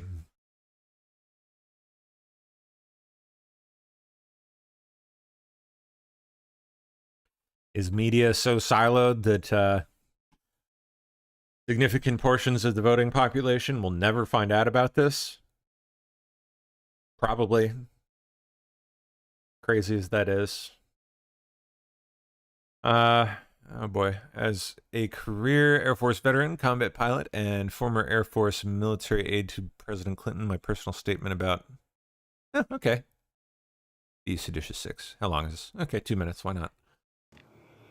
Hey everybody, this is Buzz Patterson. I'm a retired Air Force Lieutenant Colonel, retired Air Force pilot, combat veteran, and at one time I was the military aide to President Bill Clinton and carried the nuclear football and actually lived in the White House. So I've been around. I was actually, during my military service, deployed to 70 countries and fought in 3 wars. So I feel like I've got a dog in this hunt. I am very appalled at what the Sedition Six has done with their video. I think it's a violation of their oaths of office, and especially in the case of Senator Mark Kelly, I believe it's a violation of the UCMJ, and I hope that President Trump and Secretary of War Pete Hegseth hold them accountable. They are violating... Bring him back. Bring him back to active duty. Chuck him into a UCMJ. And they're politically using their positions to undercut the command of President Donald J. Trump, and they're circumventing the chain of command. Congress and members of Senate are not in the chain of command. President Trump is, however, as our commander-in-chief. So I fully support going forward with whatever prosecutions are warranted and legitimate, and I think they are on these individuals. They use their positions, military and in the intelligence community, to expose, I think, and put at risk those of us who serve in uniform. I think that what's going to happen is because they violated the military chain of command, people are going to die. They undercut the underpinnings of the military, which is good order and faith and trust in their leadership. And in my estimation, what they did was treasonous and seditionist, and I hope they are prosecuted to the full extent. Again, my name is Buzz Patterson. Holy smokes. Virginia assistant principal and his brother, oh yeah, have been caught plotting to lure and violently ambush ICE agents.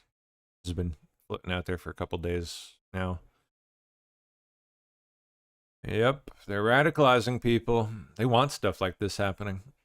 Of a chilling plot to attack ICE, potentially with explosive rounds. The man on the right is John Bennett. I want to know more about that. Like, he said something about needing explosive rounds to penetrate armor, which you don't. You just need like this steel tip rifle, just like a standard, really green tip. I think for 5.56. I think that's what the green tips are. You don't need exploding ammo for that. And it's silly. I mean, maybe for what, like, if you're talking like a 50 cal for like what, piercing like tank armor, right? But that's a whole nother thing. He served as an assistant principal at a high school in Virginia Beach. DHS says the case is indicative of the more than 1,100% increase in assaults against ICE agents. Joining us now is ICE Director Todd Lyons. Thank you very much, sir, for joining us. Rather disturbing details that we are learning about that.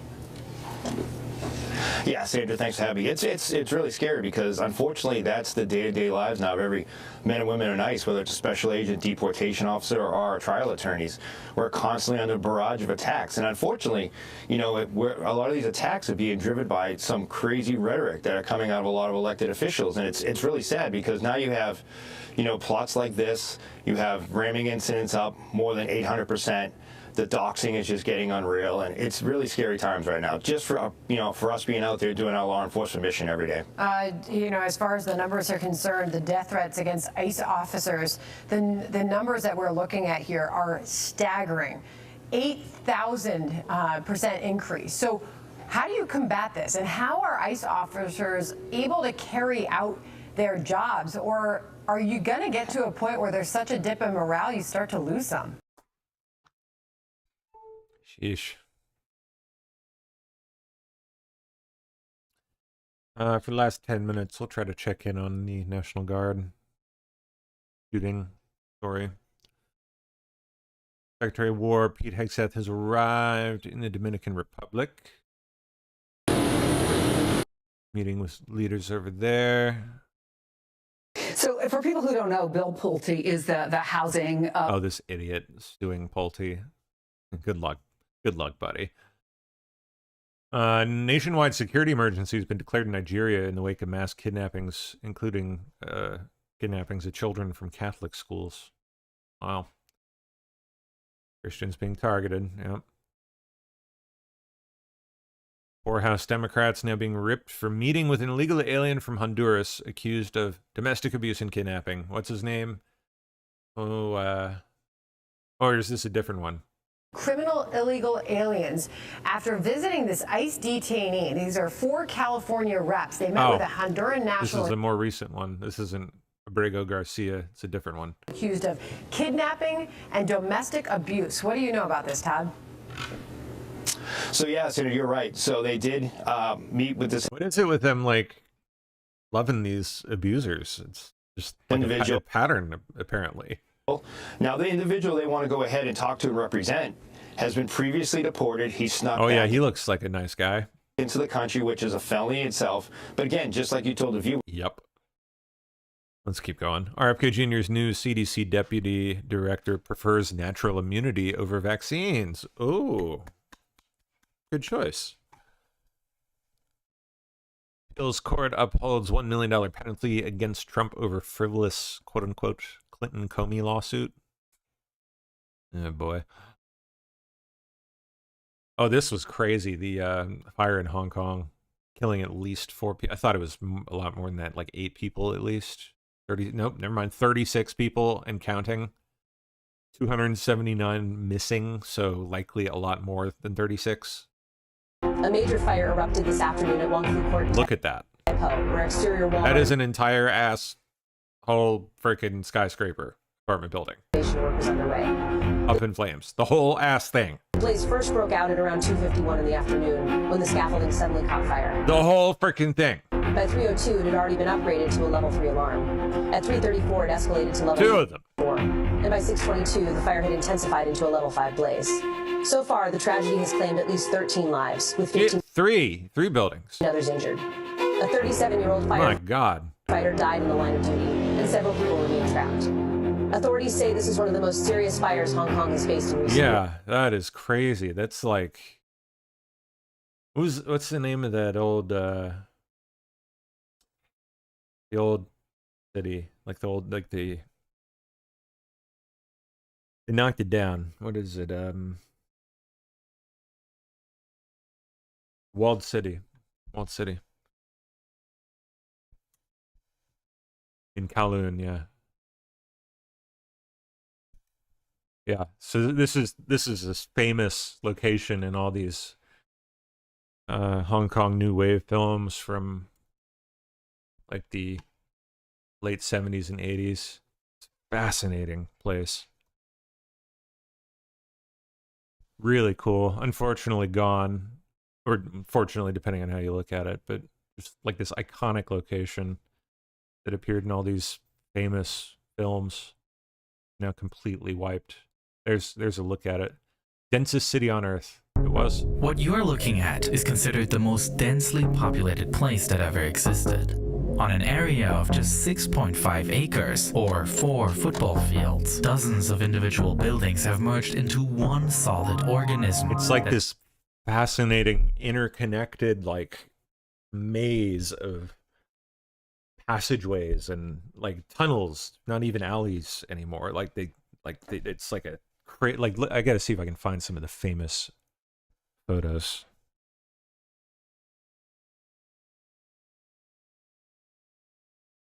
Because it just has this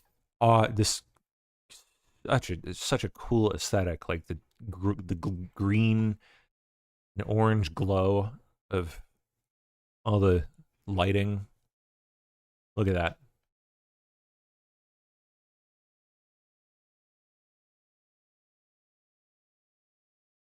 Come on, give me back in the 80s.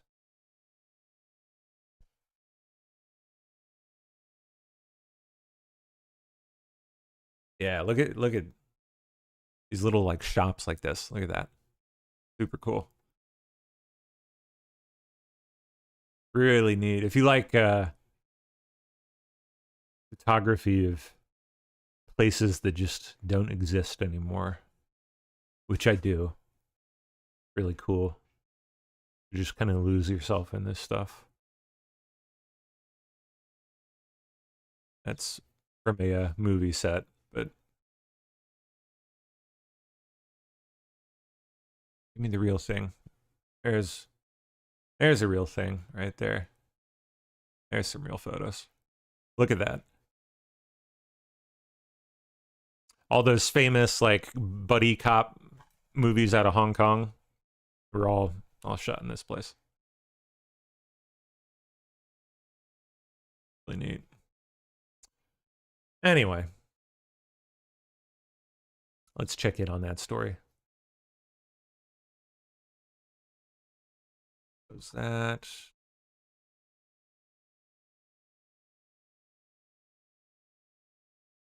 Okay.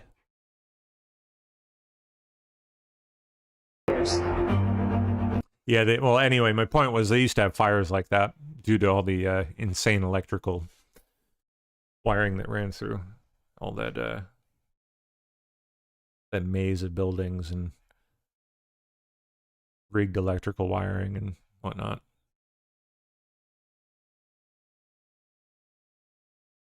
They haven't had anything like this in a long time. Crazy. All right, let's check in on the National Guard story here.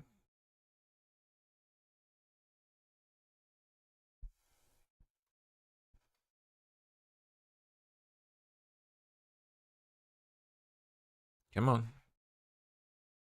Didn't want to load.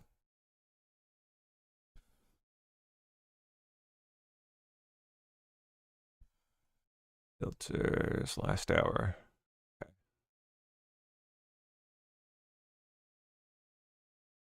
Shooting of National Guard be treated at the federal level. If anyone has any updates, feel free to link them. Let me see if Def hit us with any last minute. Here we go. National Guard shooter has been identified as an Afghan national, according to CNN. Time to start using the military for deportations. These people have to go. Yeah. Oh man, here they are giving CPR to one of the victims. If they haven't announced it yet, I expect we'll probably get the announcement that they're both dead very soon here.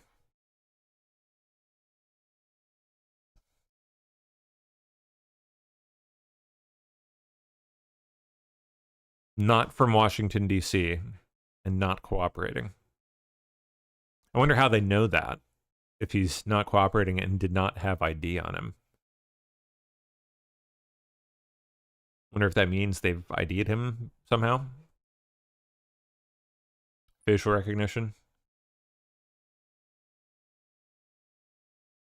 In a huge move, Secretary Marco Rubio is ordering U.S. diplomats to pressure their host governments to end most immigration. Wow. Due to its existential threat. Yes, good. Marco has just grown up before our very eyes. The diplomats instructed are in Europe, Canada, New Zealand, and Australia. Diplomats should regularly engage host governments and their respective authorities to raise U.S. concerns about violent crimes associated with people of a migration background and any human rights abuses. The State Department said those instances are widespread disruptors of social cohesion and public safety. Reports are to be filed if their host countries are too supportive of mass migration. So this is specifically not mass migration here, but in the West more broadly. This is in Europe, Canada, New Zealand, and Australia. They're going to start applying pressure to all of these countries now to stop letting migrants in. Good. Especially in the cases of, or in the case of Canada, like that specifically is a direct threat to us. You know, they're letting people in. That border is unprotectable, practically. It's wide open. Like, if they're not doing that, that's a threat to us. So, especially in that case, we ought to be applying some serious pressure. But it's nice to see, sounds like other parts of the West as well, Europe and New Zealand, Australia, are going to try to pressure them into putting a stop to it, or at least choking it down a little bit. Wonder how they're going to go about doing that. All right, let's see if we can find any more here. Guard story.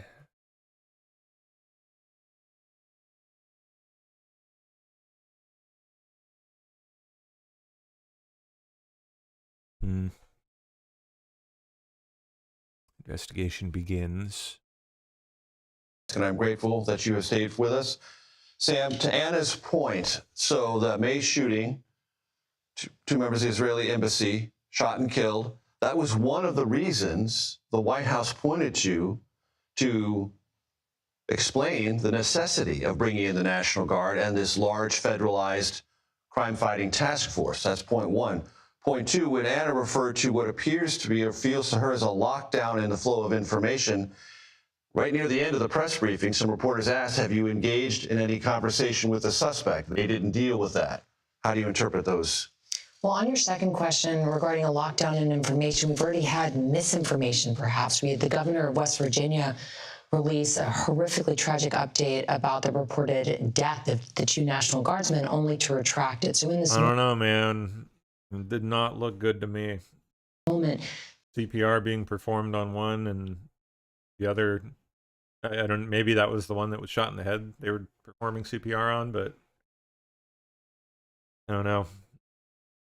they clearly want to be transparent with the public, but they also want to make sure they're getting their facts straight. That's very important. They don't want to evoke panic or a false sense of calm. Now, I will tell you, Major, having worked on counterterrorism at DHS for several years, no matter how much law enforcement you have in an area, trying to find a lone actor is worse than trying to find a needle in a haystack. So you mean can't, before the fact. Before the fact, Right. Trying to prevent a lone actor from engaging in an act of violence is incredibly difficult. It's incredibly difficult because if they are talking to others, it's oftentimes Was he on the radar, I wonder, though? dark corners of the web. And so you're having a harder time just tracking down Was their he chatting with anybody? communications and their planning before the fact. We saw that play out in front of when the 2 Israeli embassy officials were killed. See if we can find anything up to the minute here. Maybe actually try on X. We'll go to Sortors. Got anything fresh? Okay. Oh, there we go. How about that? The Afghan national who shot National Guardsmen in D.C. apparently shouted Allahu Akbar during the attack. Law enforcement sources tell Julio Rosas, U.S. Marine and field reporter. I don't know if he works for anybody or if he's independent, I guess. I follow him. Wow. All right, let's see if he has anything.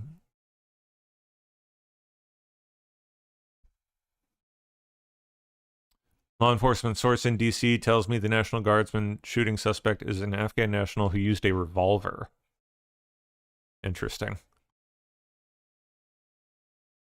Weird choice. National Guardsman who was not armed with a firearm used a pocket knife to stab the suspect. Another guardsman responded to the gunfire and shot the suspect multiple times. Suspect reportedly shouted Allahu Akbar. I'm glad they got him alive. Hopefully, at least anyway. I mean, he was certainly alive when they left.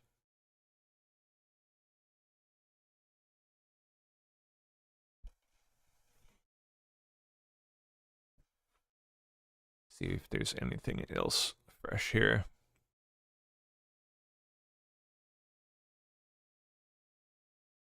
Oh, there's an ID. Multiple law enforcement officials say the suspect in the shooting is 29-year-old Afghan national Ramanullah Lakhanwal, noting he entered the U.S. in 2021, presumably under Joe Biden, unless it happened to be in the first 20 days of the year. On 2 separate occasions during its nightly news report. No, that's something else.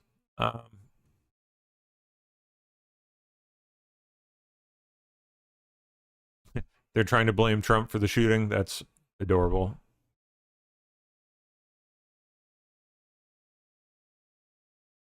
Outrageous reactions by the hypocrites in legacy media. This should be interesting. EBC's Aaron Katersky speculating on a motive. Or a focus will turn to whether these guardsmen were specifically targeted.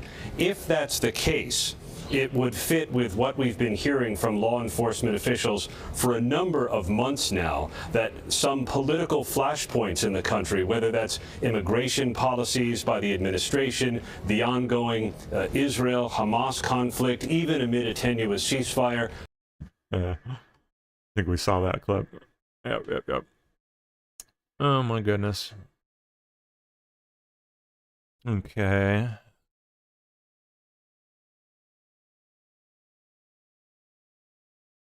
Anything else fresh here? Wonder when we're gonna get our next update. Like a press conference update. I would assume pretty soon. Oh, here's Jim Justice, West Virginia Senator.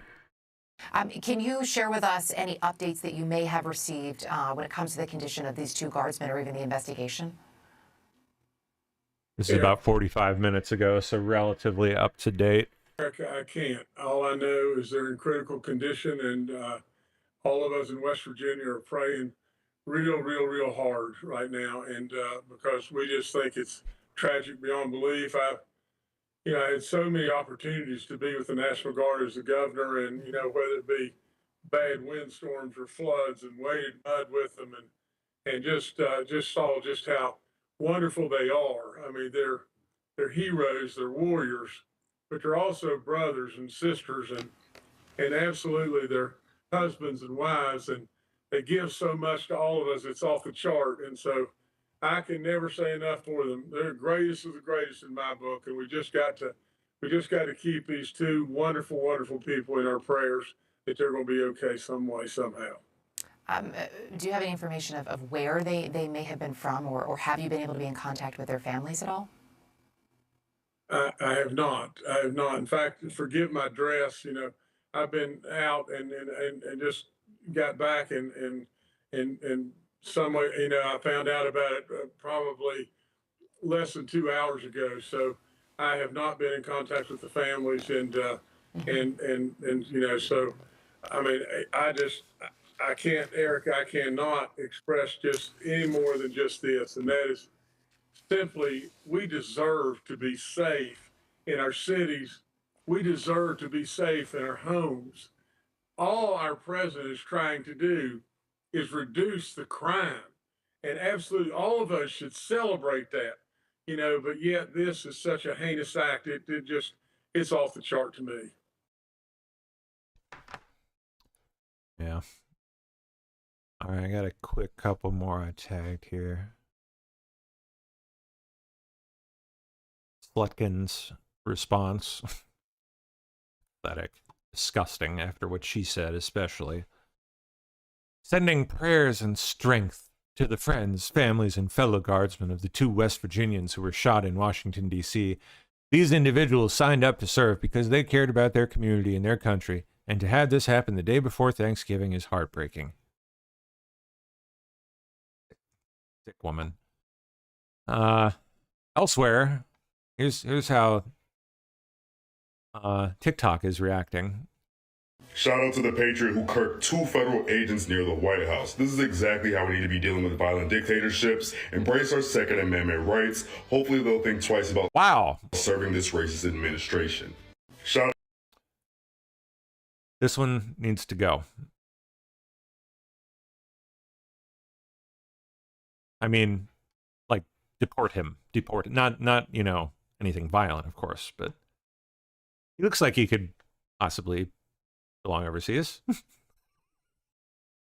Let's deport him. I'm kidding, of course.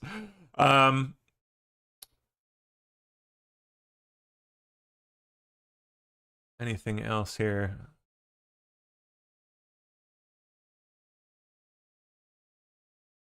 Yeah, Dudum seems to be the most recent bit of info. Hopefully we'll get a presser some point within the next hour or two. All right. Well, I'll leave you there. I think Sunny's in. Yes, she is. How you doing? Hi. I'm in for Silco. Cool. Thanks for covering. I appreciate it. Oh, you bet. Yeah. You betcha. Cool. All right. I'll keep an eye on that. So you thinking there's a presser or there's been an announcement? There was already a brief one. Kash Patel spoke at it. I don't remember when exactly it was. It's probably been a couple hours already. So I would expect they'll probably have another in the next couple. Okay. And chat's usually pretty good about that. Like, yeah, someone will toss it out there. All right. Sounds good. Cool. Well, you have a good See you show. in the chat. Pam, you and your family have a wonderful Thanksgiving. I will. Yeah, you too. All right. Pam is off tomorrow. I'm going to fill in for Pam. So Oh, he's cool, going to thank join you. his fam. Yeah, right? Tomorrow. Okay. Yeah. Why you Oh, want it? absolutely. Yeah. Thank you. Okay. All right. All right. Say hi to Radex from us. I will. Yeah. Have a All good show. right. Okay. Thank you. All right, guys. All right, guys. That's it. I suppose. I don't think there's anything else on this. So.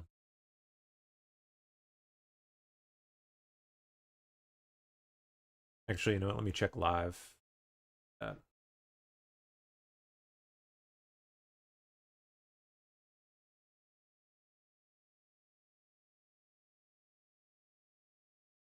Yep, I don't see any pending pressers or anything, so. Thing from Mr. Patel.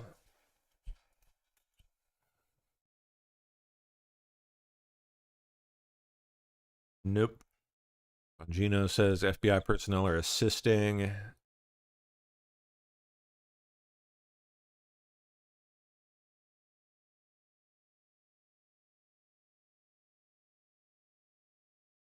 Seems that's about it.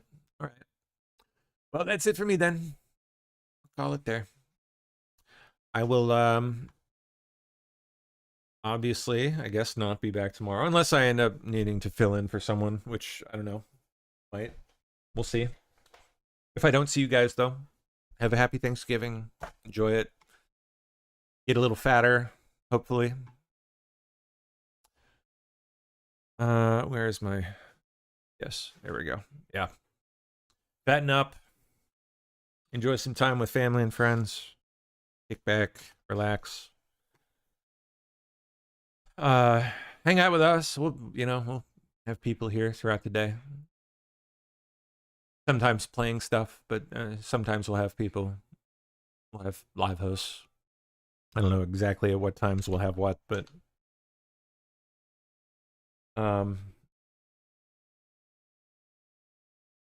hopefully we can get away from today's sad news, terrible. I expect we're probably again going to hear that they're dead, sadly, within the next hour or so. I think they're probably just holding off to prepare their response. So. All right, I will see you guys Friday then, Friday morning. Bye-bye. Happy Thanksgiving.